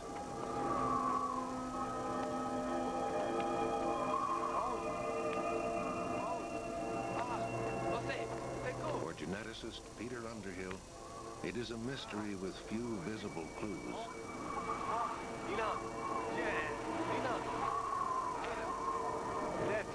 Part of the problem with the Americas is there's not much fossil or archaeological evidence that's there to tell us a story. The immigrants traveled along the coastlines. Now, rising sea levels have buried their traces. To discover the first Americans, the clues must come from the present, not the past. Native American DNA is compared to samples from all over the world. Amazingly, the Aboriginal DNA contains a single, unique mutation. This mutation must have started in just one man. It is now found in millions of native descendants. The fact that we can identify at least one of the American Adams implies that there were relatively few individuals initially who colonized the North American continent. It is an astonishing discovery. This harsh new world was colonized not by thousands of immigrants, but by just a few Siberian families. Somehow they managed to survive and thrive in a dangerous world. When they moved into present-day Alaska, the woolly mammoth, saber-toothed tiger, wolves, bear, caribou, and small game as well were present. The exact date of the American Adams' arrival is hard to pin down. For decades, fossil remains have suggested 12,000 years ago. But an ancient campsite in Monteverde, Chile, is challenging those old assumptions. The humans who used these tools hunted mammoths and fish. But the surprise is when they did it. Tom Dillehay knows the site well. Well, previously we thought that people had come into the Americas no earlier than about 12,500 years ago. But at Monteverde and other sites in South America that predate 11,000 years ago, and there are some candidates in North America as well. This means that people probably had to have arrived in North America by at least 15,000 years ago. In less than 2,000 years, a mere 80 generations, they make their way from Alaska to South America. It is an odyssey that challenges every human skill.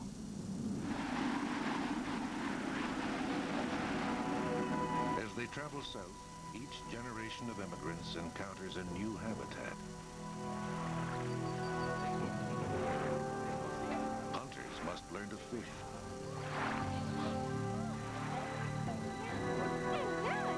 The need for food and shelter never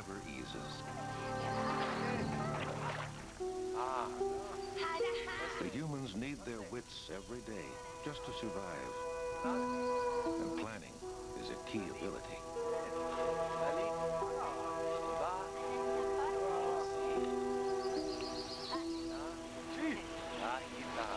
Symbolic reasoning allows you to pose the what-if question.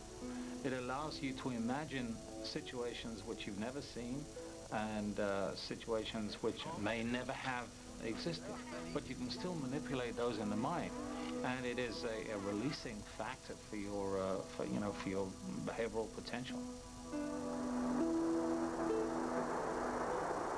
Humans journey through the new world just as it is being made even newer.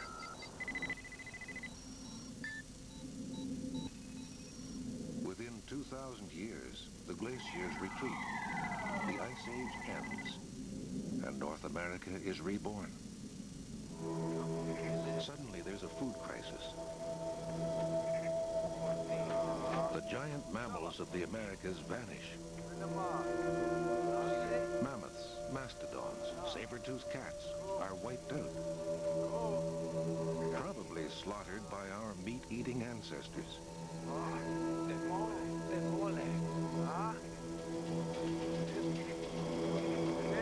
Well, humans were exploiting their environment, so that in fact, during these times of overkill in the last in the last part of the last ice age, you had a killing machine that was on the scene that was totally unprecedented.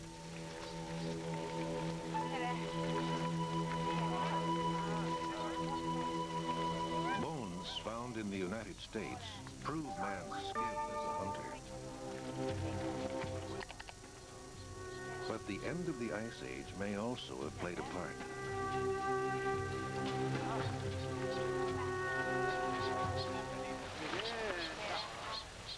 The humans survive a climatic crisis that destroys mammals living here for eons. Homo sapiens, the thinkers, have become the ultimate survivors.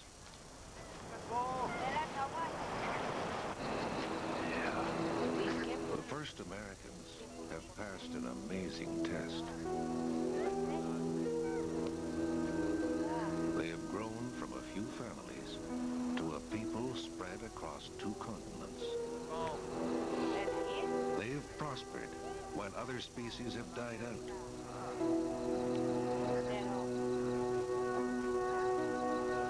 And this is just the beginning.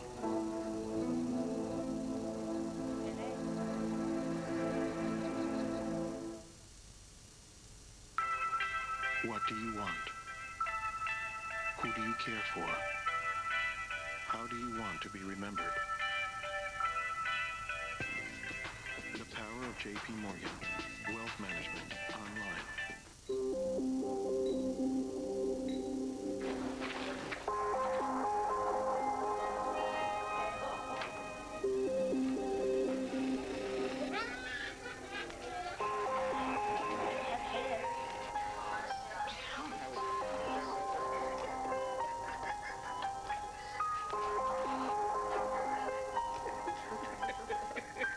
Freedom Zoom 150. Take it to the places where life happens.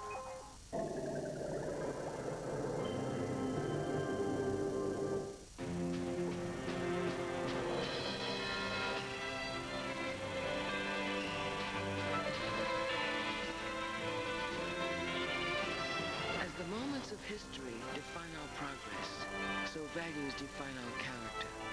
The humanity that binds us, the integrity of our people, financial strength to provide certainty no matter where we are headed. The values that make New York life the company you keep.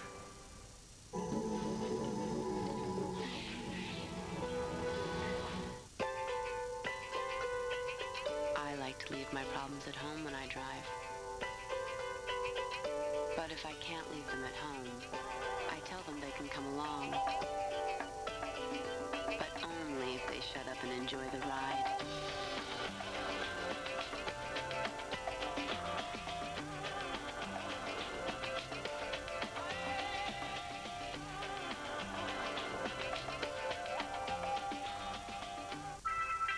What have you done?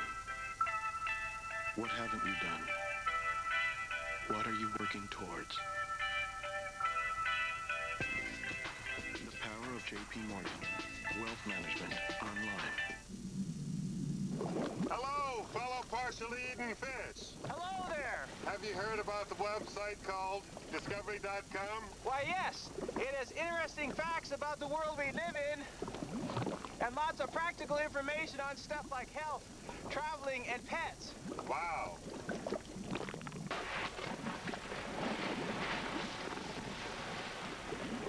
They even have the news and weather.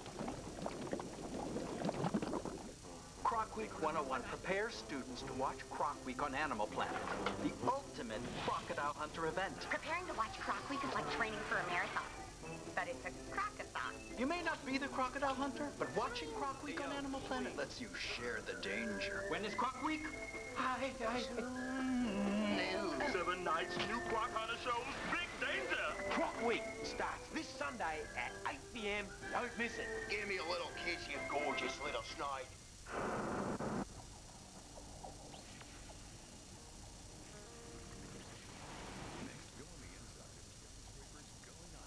Later, an encore presentation of humans. Who are we? 10,000 years ago. The Ice Age is slowly ending, and the weather is warming up again. Yet there are still very few humans. An estimated 1 million spread across 5 continents. The problem is their lifestyle. It's hard to build large populations as a hunter-gatherer. If game gets scarce, starvation follows. There's still no way to save food for a bad year. And they need to. The Ice Age makes a sudden, brief comeback.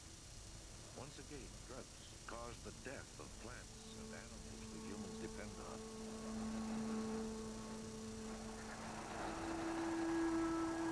But in the Middle East, a few hunter-gatherers conceive a radical solution to survive the crisis.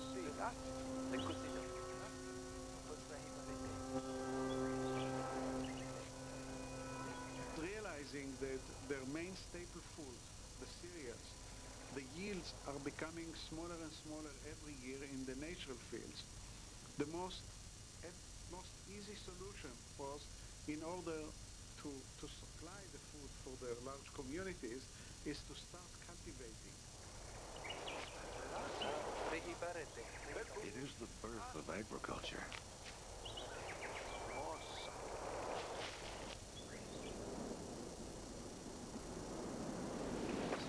It begins on fertile riverbanks in Syria about 11,000 years ago.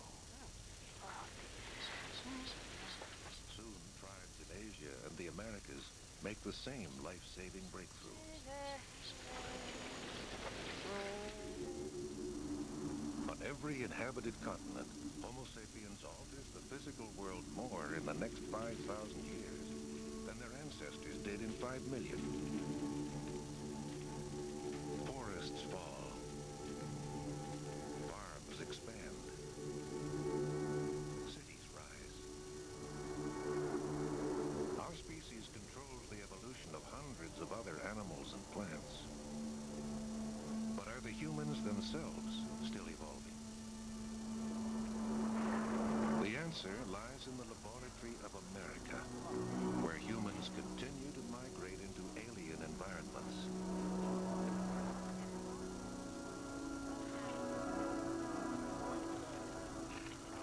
The first Americans are short and compact, a body shape that conserves heat in the cold of Siberia. But their descendants become taller and leaner as tribes move south to the warmer Great Plains.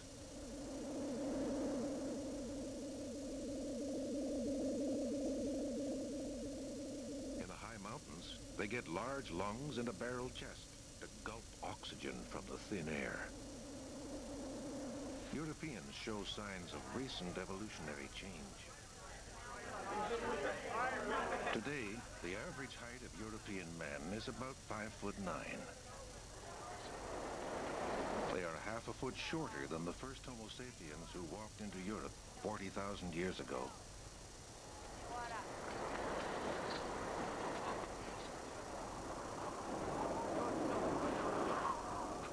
European bodies become more compact to conserve heat, an adaptation last seen among the Neanderthals. Over the past 10,000 years, our bodies have adapted to new environments and diets. So, can we expect any new evolutionary leaps now?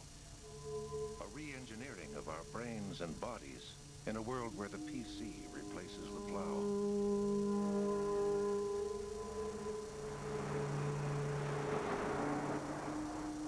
The conditions that are necessary for evolutionary change just don't seem to exist right now. We have a huge population. We have a population that's increasingly mobile. The isolation of small populations that could incorporate innovations within this larger context is just, it's really inconceivable, short of some disaster. The future will bring more travel, more intermarriage, making us even more alike.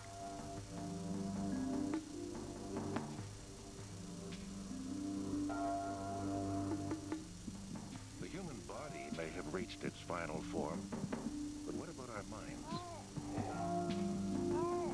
Changes in the brain usually appear in isolated populations, and these are no longer possible.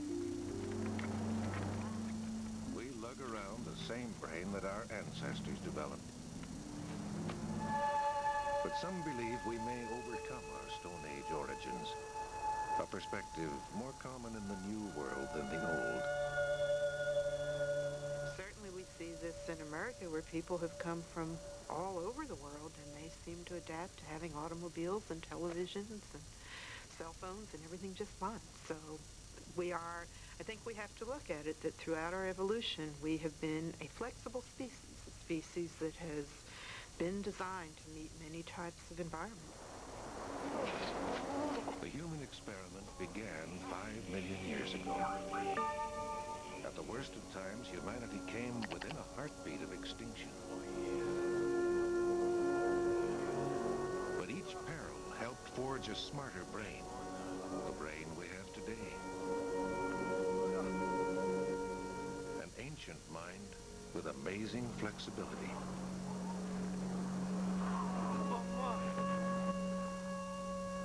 One challenge remains. A journey that could inspire a new leap in our evolution.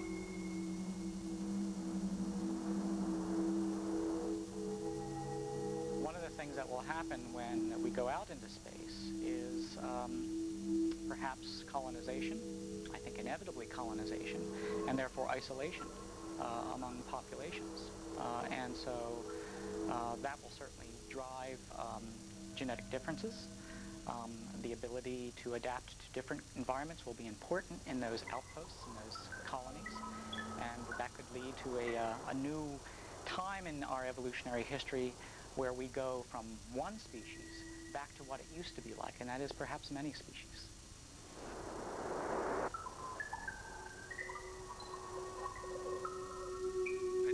Astronauts, isolated for centuries on an alien world, may face unique environmental conditions. Radiation, toxins, strange new predators. To overcome them, new bodies and new minds may appear. Human, but not an Earthling. The next stage of human evolution.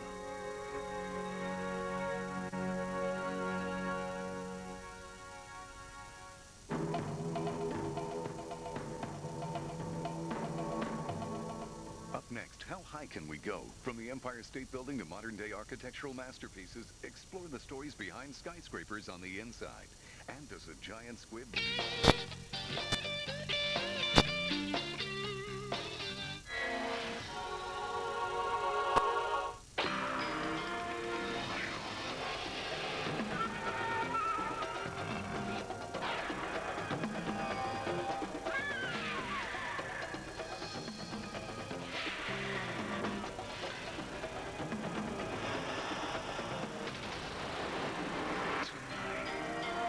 At the dawn of the Ice Age, vast herds of land mammals roamed a world without boundaries.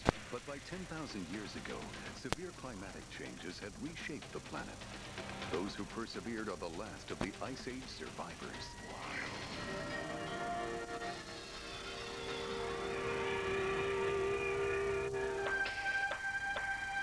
Throughout the past 2.5 million years, the Earth has been gripped by several periods of extreme cold. During the most recent, which ended only 6,000 years before the rise of the Egyptian civilization, about a third of the Earth's surface was covered in ice. We call this the Ice Age. The Ice Age was the result of a combination of factors. The Earth's elliptical orbit had reached its farthest point from the Sun, an occurrence which happens about every 100,000 years. The added distance prevented the Sun's warming rays from melting the snow in summer. Snow began to accumulate, and over centuries, glaciers began to form. When they became big enough, they started to move.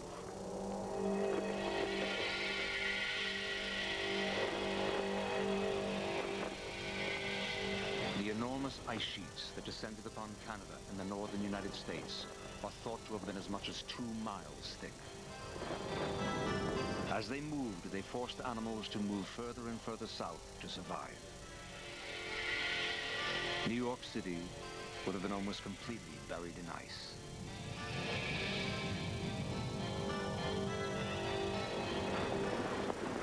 Most of North America's large mammals adapted to the extreme conditions, but they still face severe challenges in their struggle to survive. Horses of the Ice Age shared most of the same characteristics as today's horses. They digest their food in a way that enables them to live on relatively low-quality food, like grass, which has few nutrients.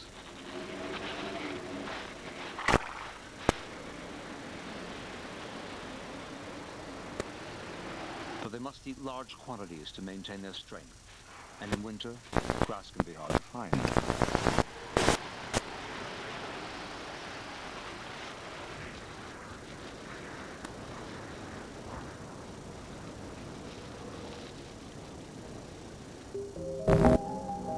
At the end of the Ice Age, when the glaciers retreated and the climate changed, the native horses of North America vanished from the continent.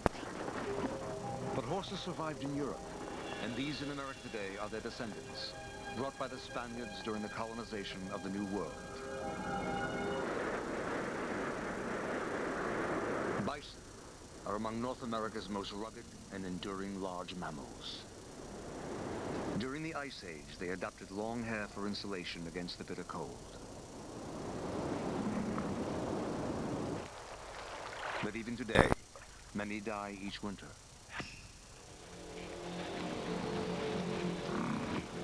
Here in places like Yellowstone National Park, bison endure as they have for millions of years. During the Ice Age, there were several species of bison, one of which had horns that measured 7 feet from tip to tip and weighed almost 2,200 pounds. The horn is thought to have been ornamental, and today's bison horns are less impressive, at about 1.5 feet across. But today's bison have maintained most of their bulk, a feature which has its advantages.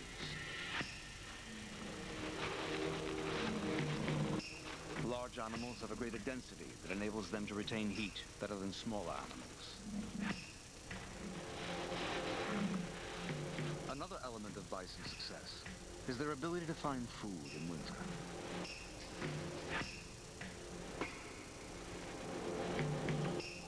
A massive head makes a good plow for burrowing under the snow. And once uncovered, grassy patches are closely guarded.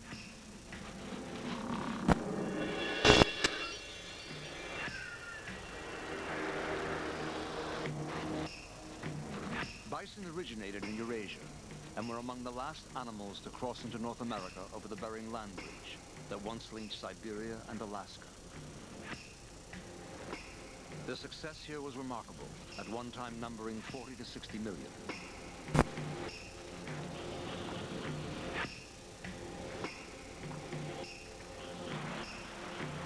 Rivers create their own microclimate. The flowing water can often be warmer than the air, allowing grass to grow along its mossy banks.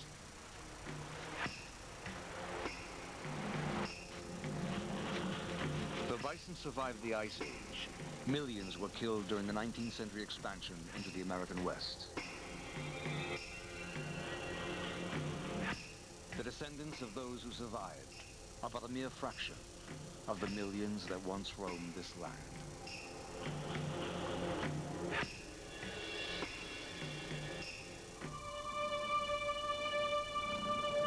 The ancestry of dogs can be traced back in North America more than 30 million years. One of the most enduring and recognizable members of the dog family is the coyote. Today's coyotes appear much the same as they did during the Ice Age, and have changed little over time.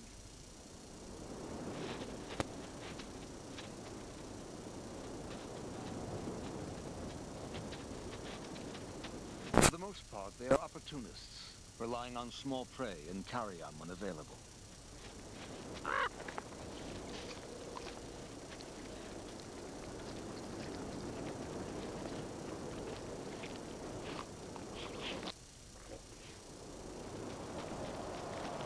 But as during the Ice Age, when there's large game around, they form loosely organized hunting packs.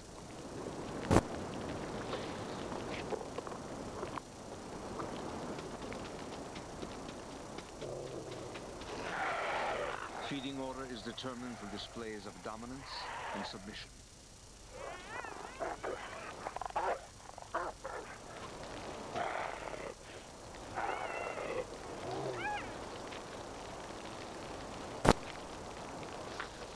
The alpha male of the group usually eats first, but because coyote packs are loosely organized, other members will try for anything they can get.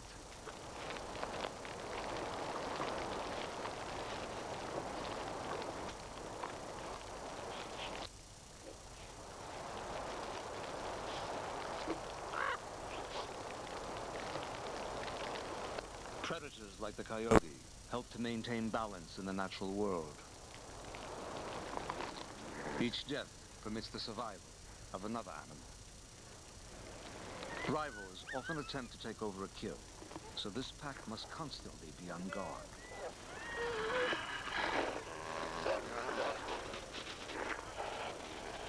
Though this advance seems aggressive, it is actually a submissive posture, recognizable by the arched back and tail held between the legs. He sizes up his chances before taking any overt action.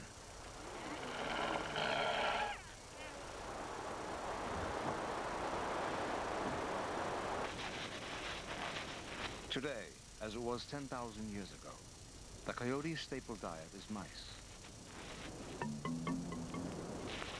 Blanketed with snow, mice can be hard to catch. But sensitive ears detect even the slightest movement.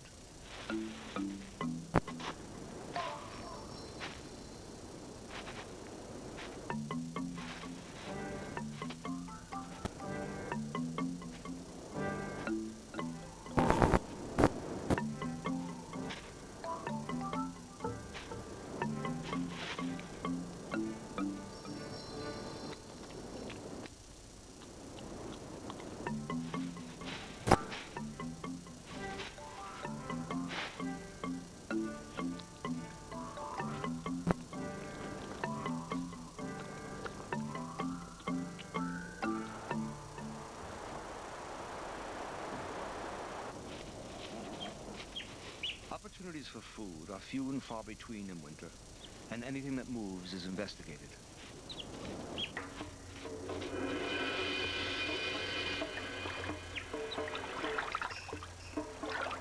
But these otters have their escape routes carefully planned, and the coyote can do little to catch them.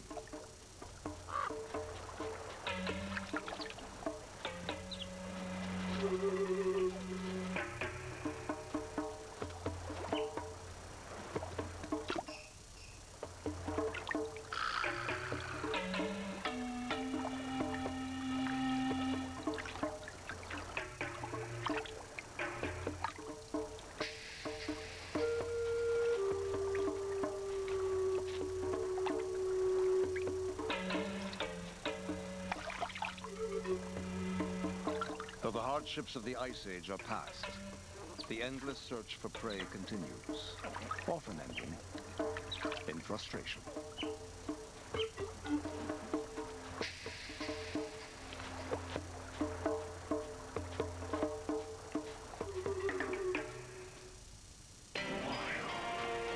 Coming up, at one time, their great herds were second only to bison. Today, surviving elk are always on the lookout for danger when Wild Discovery continues.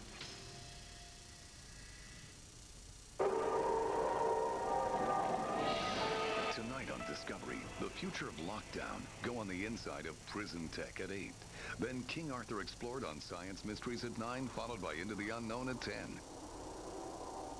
When our customers come in, sometimes you see them just stand back and almost in awe at our selection of cameras. Hallmark carries digital cameras as well as camcorders. I occasionally go by Photo Joe.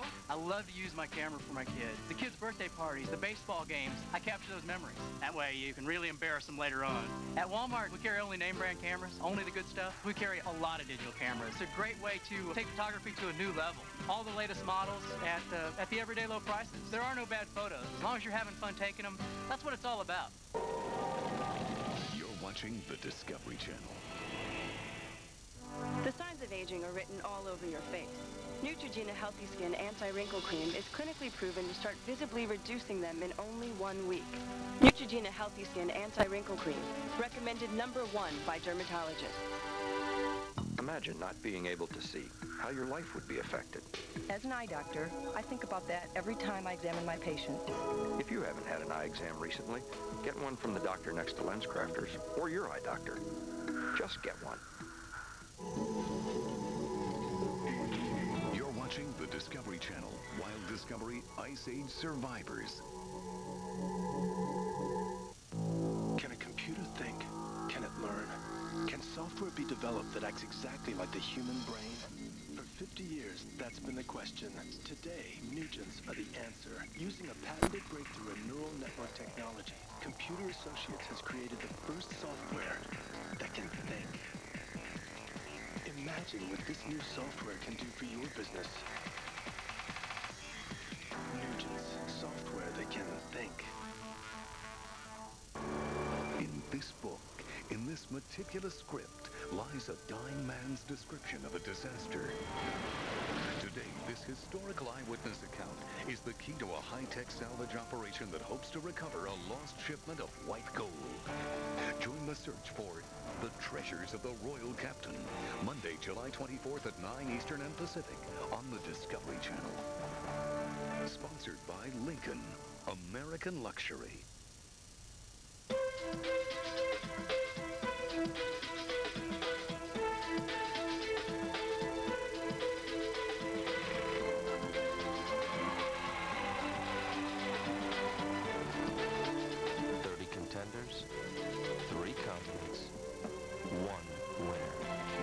Lincoln LS, Motor Trend Car of the Year.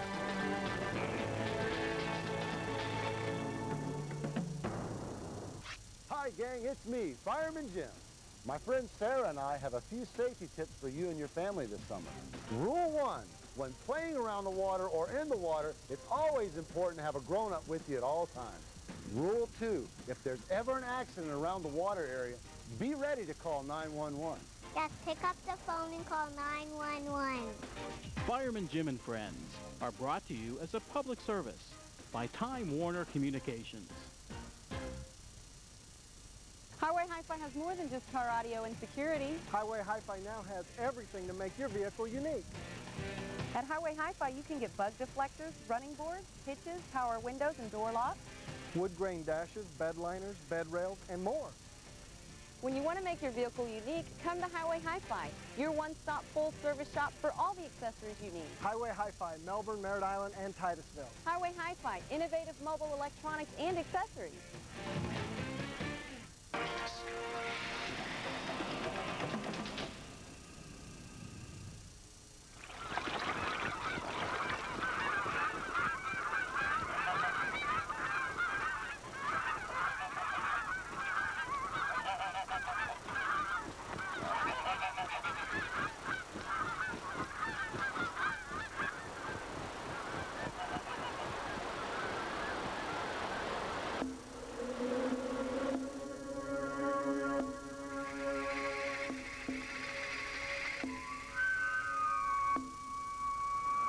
North American elk migrated here in great numbers during the Ice Age.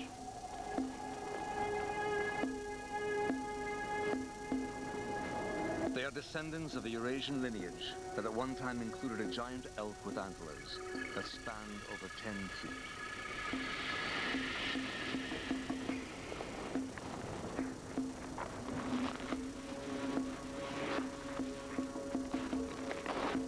After the Ice Age, when warming climates caused other large herbivores to die out, elk expanded their range in North America and at one point numbered over 10 million, a population second only to the great bison herds.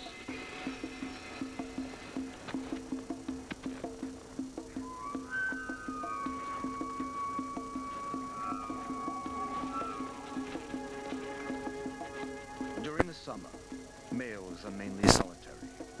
But in winter, they maintain bachelor groups whose members vary from day to day.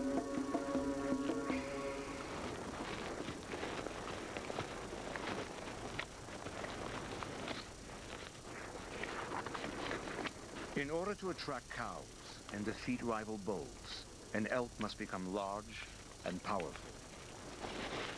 The elk's antlers reflect this and are used as weapons to establish dominance.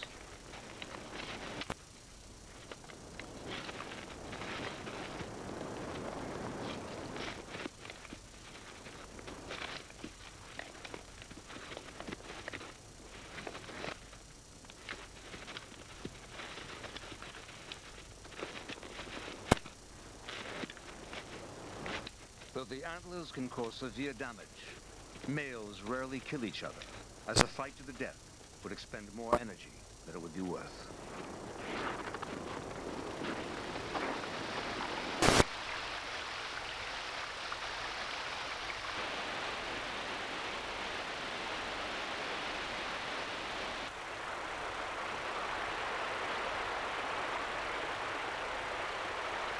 Using their hooves to dig beneath a layer of snow, elk feed mainly on grass, shoots, twigs, and leaves.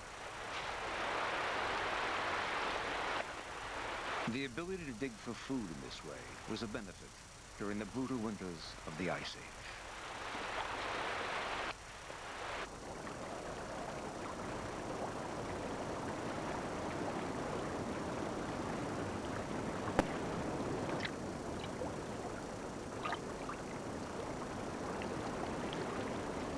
Also feed in riverbeds, where the warm water supports an aquatic pasture.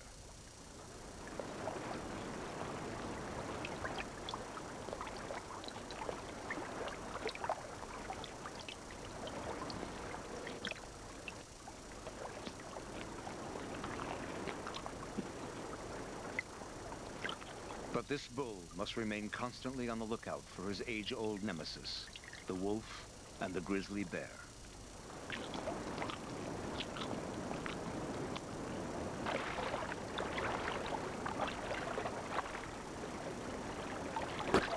Females stay together throughout the year. As with all herd animals, the group provides security, since there are more eyes, ears, and noses to detect a stalking predator.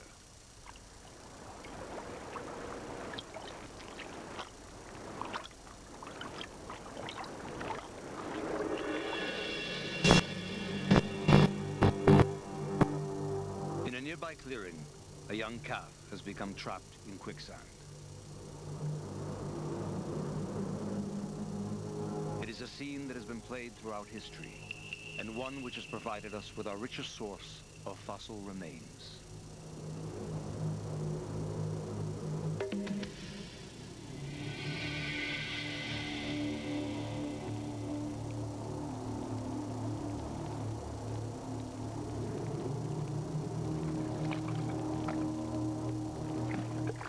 When predators like this coyote approach, they too can become trapped.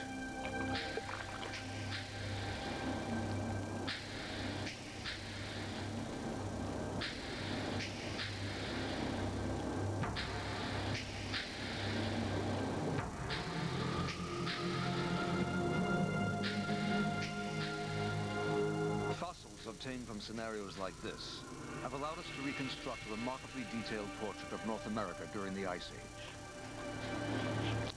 But there are many unanswered questions.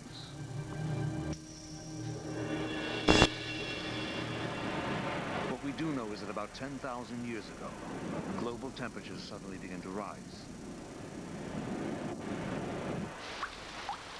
As the Earth grew warmer, open prairies turned to forests, and plants that were once plentiful suddenly disappeared.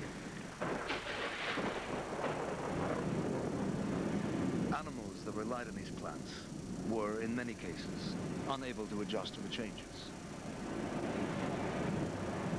At around the same time, the first human hunters arrived in North America.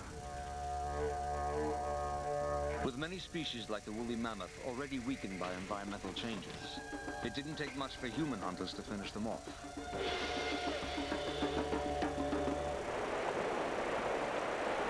North America would never again sustain such a diverse and plentiful mammal population.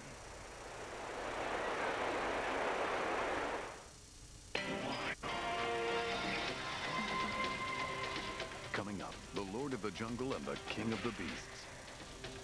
Survivors on the Great African Plains, when wild discovery continues. For years, Honda engineers have developed the ultimate in racing technology. Innovations that have brought the manufacturers championships, the respect of the entire racing world, and of course, rookies.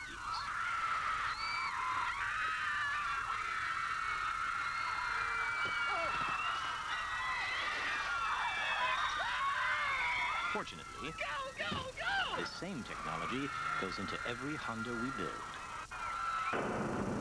You're watching the Discovery Channel. What's the big rush? You can run, but you can't hide! Thomas the Tank Engine is going to the movies. It is a very important day. You and your family are invited to join Mr. Conductor. I've got to find more gold dust. Lily and Thomas. This is just like the fun fair! On the biggest adventure a little engine ever had. I'll save a seat for you. All aboard! Thomas and the Magic Railroad. Rated G. Wednesday, July 26th. You're watching the Discovery Channel. Wild Discovery Ice Age Survivors. Your dream home. It's all yours. What a nightmare. Wake up. Yes, the appraiser, remember? With HUD's FHA Homebuyer Protection Plan, you get the right loan, a fair price, and a thorough appraisal. If any problems are found, you'll know about them before you close. 30 million Americans have trusted us to build their dreams. Call for information on HUD Homes and FHA loans. HUD and FHA are on your side. We've always taken pride in the fresh fruits and vegetables we serve at our family inn. Now, my mother just rinsed her produce in water, but with the impurities you find on produce today, rinsing with water just isn't enough. So I use New Fit Fruit and Vegetable Wash made with ingredients from natural sources. Soaking with New Fit in water removes 98% more pesticide residues and wax than water alone. It's a simple step that makes me feel good about the produce I serve at my table. Look for New Fit near the dish liquids or produce aisle. Tonight on Discovery, the future of lockdown. Go on the inside of prison tech at 8. Then King Arthur explored on Science Mysteries at 9, followed by Into the Unknown at 10.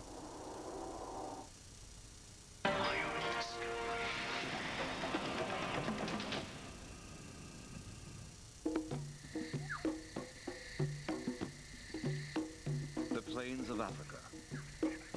The vast diversity of animals here is a living reminder of the world as it was before the Ice Age extinctions.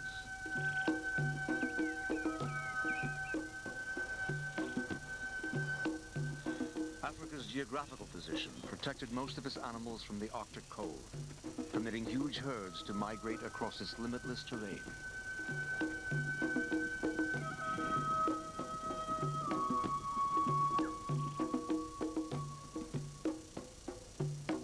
Today, Africa is still the home of the world's most magnificent herds of large mammals.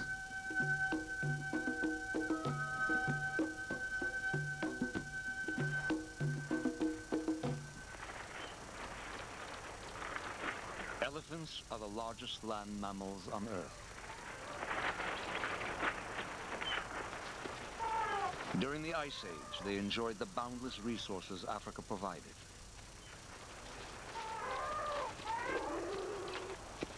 Although they managed to survive the climatic changes at the end of the Ice Age, some of their distant relatives were less fortunate.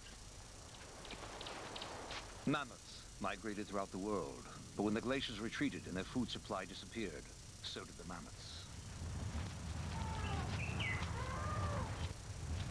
Like the mammoths, today's elephants travel in large herds over enormous tracts of land. They require huge amounts of food, quantities that today's shrinking habitat can barely supply.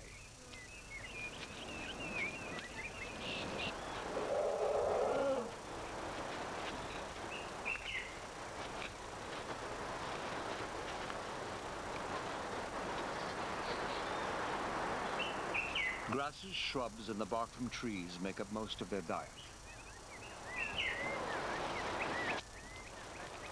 They chew their food with huge block-like teeth that regrow as they wear down.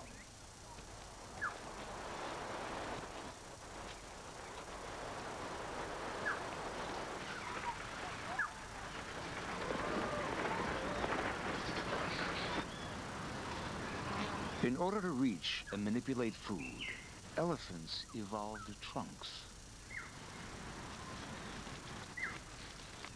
Though powerful enough to lift a whole tree, the trunk is also acutely sensitive to smell and touch.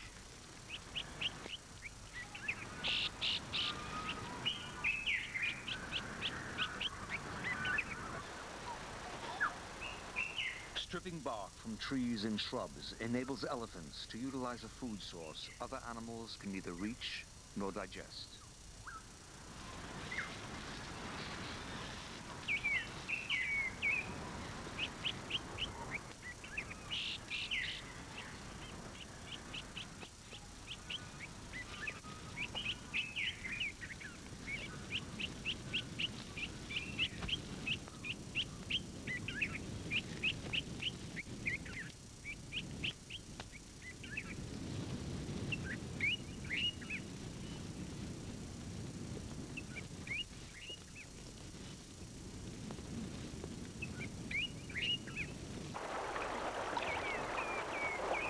As they did during the Ice Age, elephants travel great distances in search of water sources, capable of supplying each elephant with up to 20 gallons a day.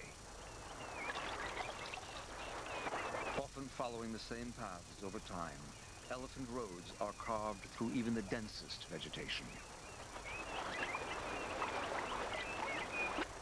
Elephant skin is highly sensitive, so they bathe frequently, followed by a powdering with dust to prevent parasites and disease. But dwindling food supplies and space still make it likely they will follow their Ice Age cousins into extinction.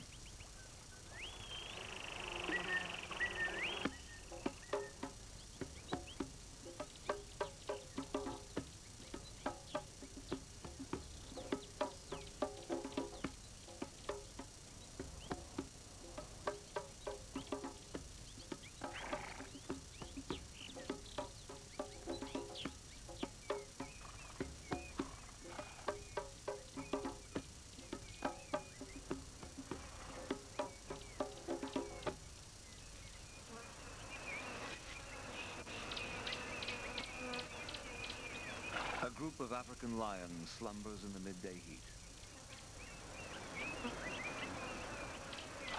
They have not changed much over millions of years as they boast a design that has kept them on top of the food chain. But their distant Ice Age relative was not so lucky.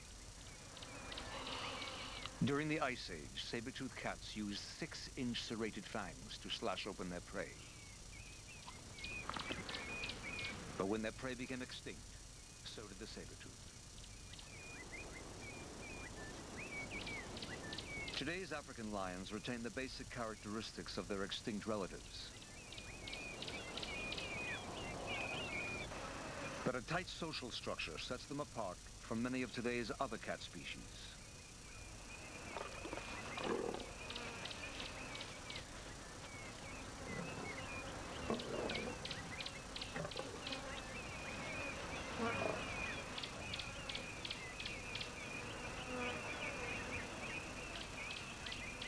Ovulation serves a dual purpose as it also bonds members of the pride. Ovulation is induced by the act of mating, and pairs may copulate up to 30 times a day. The male dismounts quickly, since females sometimes become aggressive toward their partners.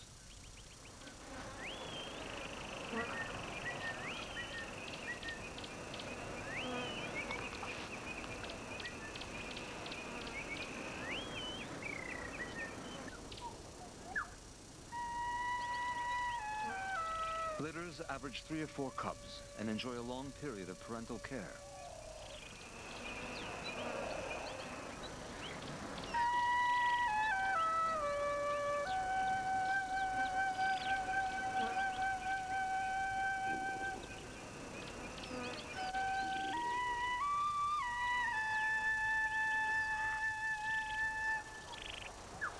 Support comes from all the females in the group, lending a nursery-like atmosphere to the pride.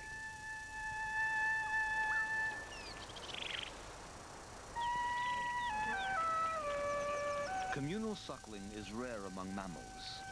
Lions are one of the few whose females will actually nurse offspring other than their own.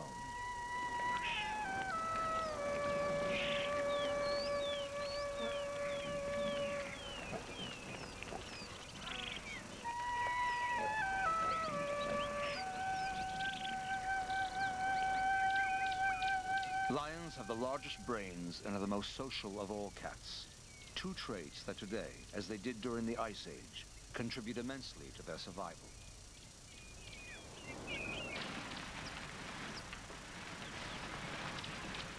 Females do most of the hunting and will teach their young at an early age.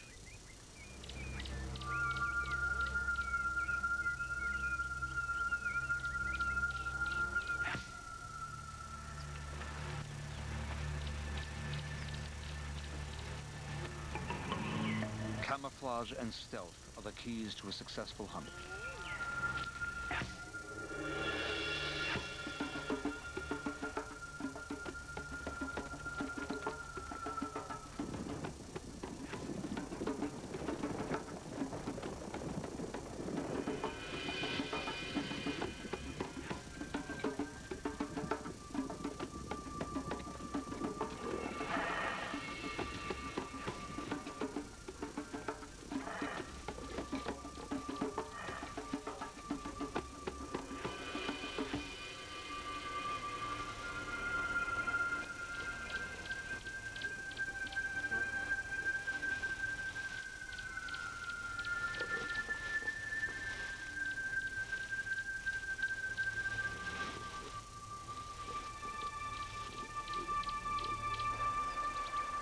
Lions succeed in the hunt only once in every 5 tries.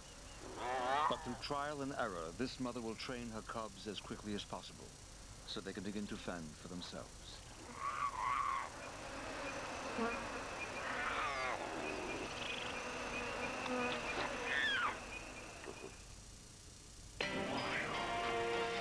Coming up, armored designs that were built to last. Still, some of the most enduring animals face dangers of the smallest scale.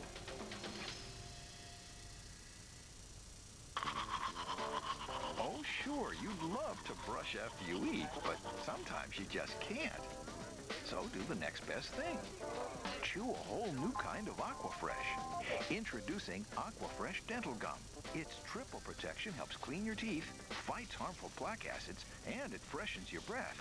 So when you can't brush after you eat, chew Aquafresh. New Aquafresh Dental Gum.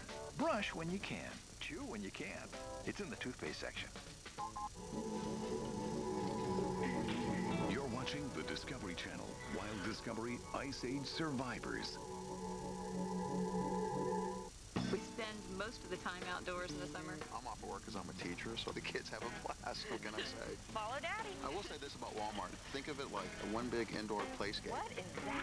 Well, they've got great prices. You can splurge without going into debt. You want to help Daddy mow the lawn this summer? We got the pool. And we got some clothes. And of course, I like all the home and garden things like that A little also. too much. Yeah. Walmart has everything you need to beat the heat. I think we're set for summer. But if we're not, we'll be back. You're watching the Discovery Channel. Explore the future of lockdown on the inside of prison tech next. What will you do with 24-hour relief from osteoarthritis pain?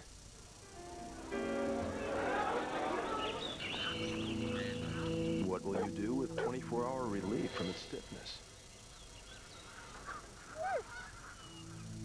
What will you do with 24-hour relief from the inflammation? Discover Celebrex, the #1 selling prescription arthritis medicine. Celebrex should not be taken if you've had aspirin-sensitive asthma or allergic reactions to aspirin or other arthritis medicines or certain sulfa drugs called sulfonamides. In rare cases, serious stomach problems such as bleeding can occur without warning.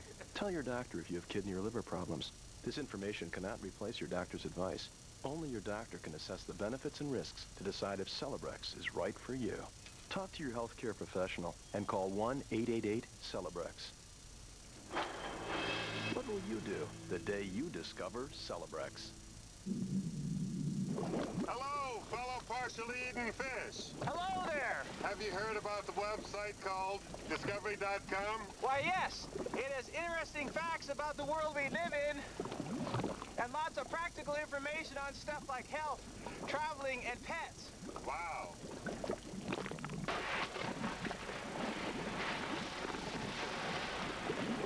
They even have the news and weather. Tomorrow night on Discovery News, tiny insects devouring a picturesque city. One of the most vicious insects that I've ever dealt with. How termites are destroying New Orleans, battling the swarm on Discovery News. Tomorrow night at 9 p.m. Eastern and Pacific, only on the Discovery Channel. Hi, folks. I'm Freddie. Did you know that Sutherland, the volume giant on Merritt Island, sold more new Nissan Sentras last year than anyone in the southeastern United States? That's because our volume savings get passed on to you. Right now, you can buy a brand new Nissan Sentra starting as low as just $189 a month. And folks, we have over 70 to choose from. You better see it right now at www.SutherlandVolumeGiant.com. Call 877-SUTHERLAND or come see us on Merritt Island and save lots of money. Highway Hi-Fi has more than just car audio and security. Highway Hi-Fi does window tinting too.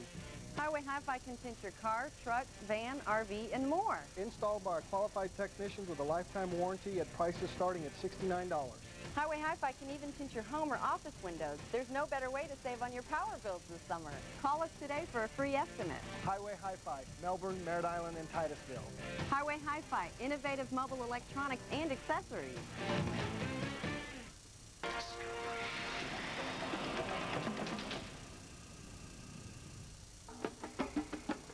In isolated areas of the African plains, an animal endures today whose prehistoric appearance evokes the past.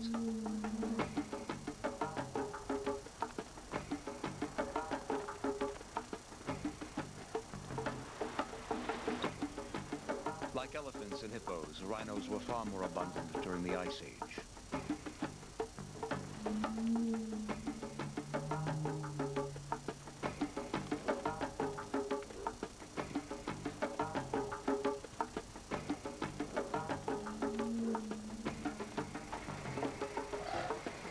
Millions of years ago, a rhino lived who was as slender and fast as a horse. Though today's are not quite as agile, they can still make an impressive charge when threatened. Rhinos have poor vision and are unable to detect a moving object more than 100 feet away. Their eyes are placed on either side of the head, so in order to see forward, they must look with one eye and then the other. This trait, combined with their relatively small brain, causes them to be easily startled and has given them a reputation for unprovoked aggression. Though rhinos have survived for millions of years, they are now under grave threat from man. Today, the 5 living species of rhinos survive in dwindling numbers, but their long-term fate remains in question.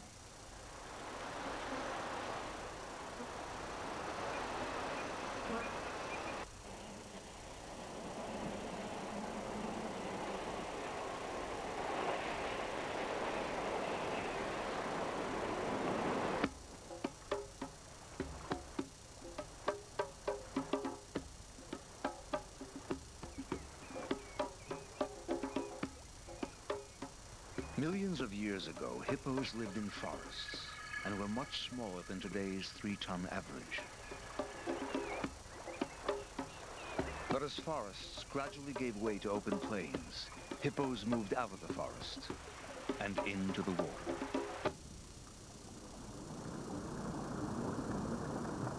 By the time of the Ice Age, hippos had already acquired their unique skin structure. Because their skin dehydrates quickly, they spend most of the day in water, leaving only at night to feed in the grassy meadows nearby. They are slightly denser than water and can easily walk on the bottom of riverbeds for up to 5 minutes at a time. Their reliance on water is part of a trade-off from their past. When they moved from the forest to the lakes, they gained access to a greater food supply. But in so doing, they lost their sweat glands and are now forever tied to the water. Today's hippos are fully adapted to aquatic life, with eyes, ears, and nostrils placed on top of the head. By barely breaking the surface, they know everything about their surroundings.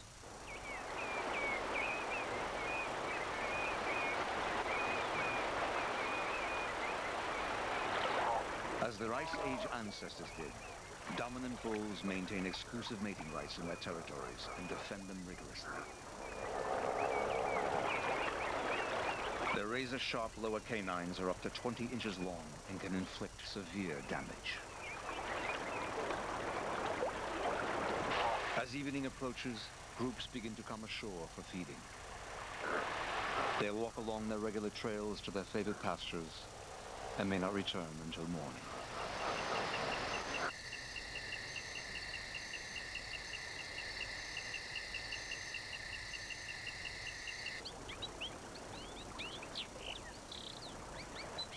In a nearby lake, ancient predators defend their nests. Crocodile evolution spans more than 200 million years, qualifying them among the most enduring animals on the planet. During the dinosaur era, the largest known crocodile was over 35 feet long, with a 6-foot head and razor-sharp teeth.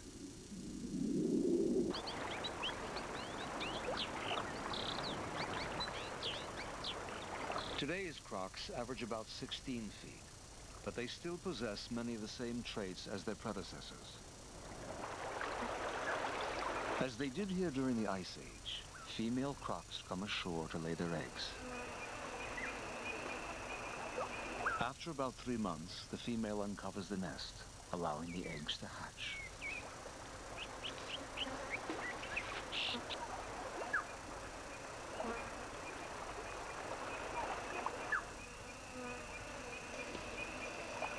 To ensure their safety, she gently picks up each hatchling with her teeth and holds them in the pouch of her mouth. It was once believed that mothers ate their young, and it still seems a precarious situation for the youngster.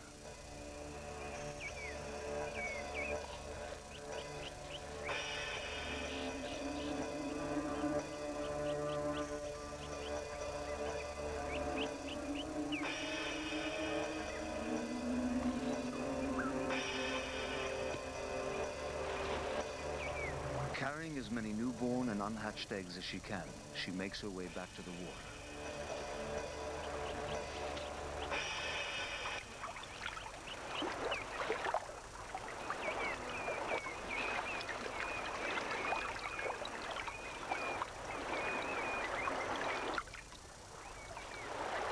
Here she will release the hatchlings and then gently crack open the remaining eggs by swishing them from side to side in her mouth.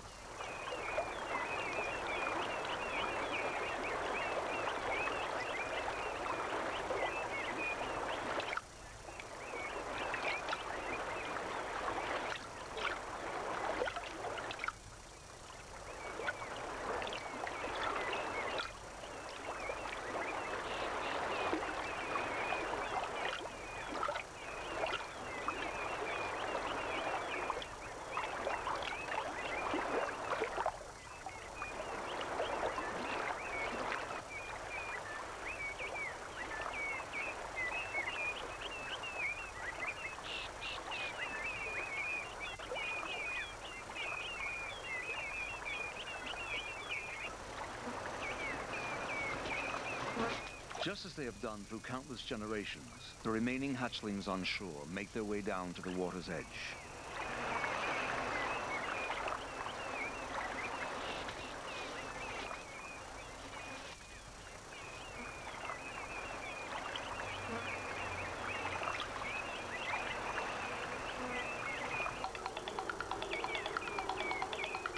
They do so just in time, as the nest is now under attack by an army of ants.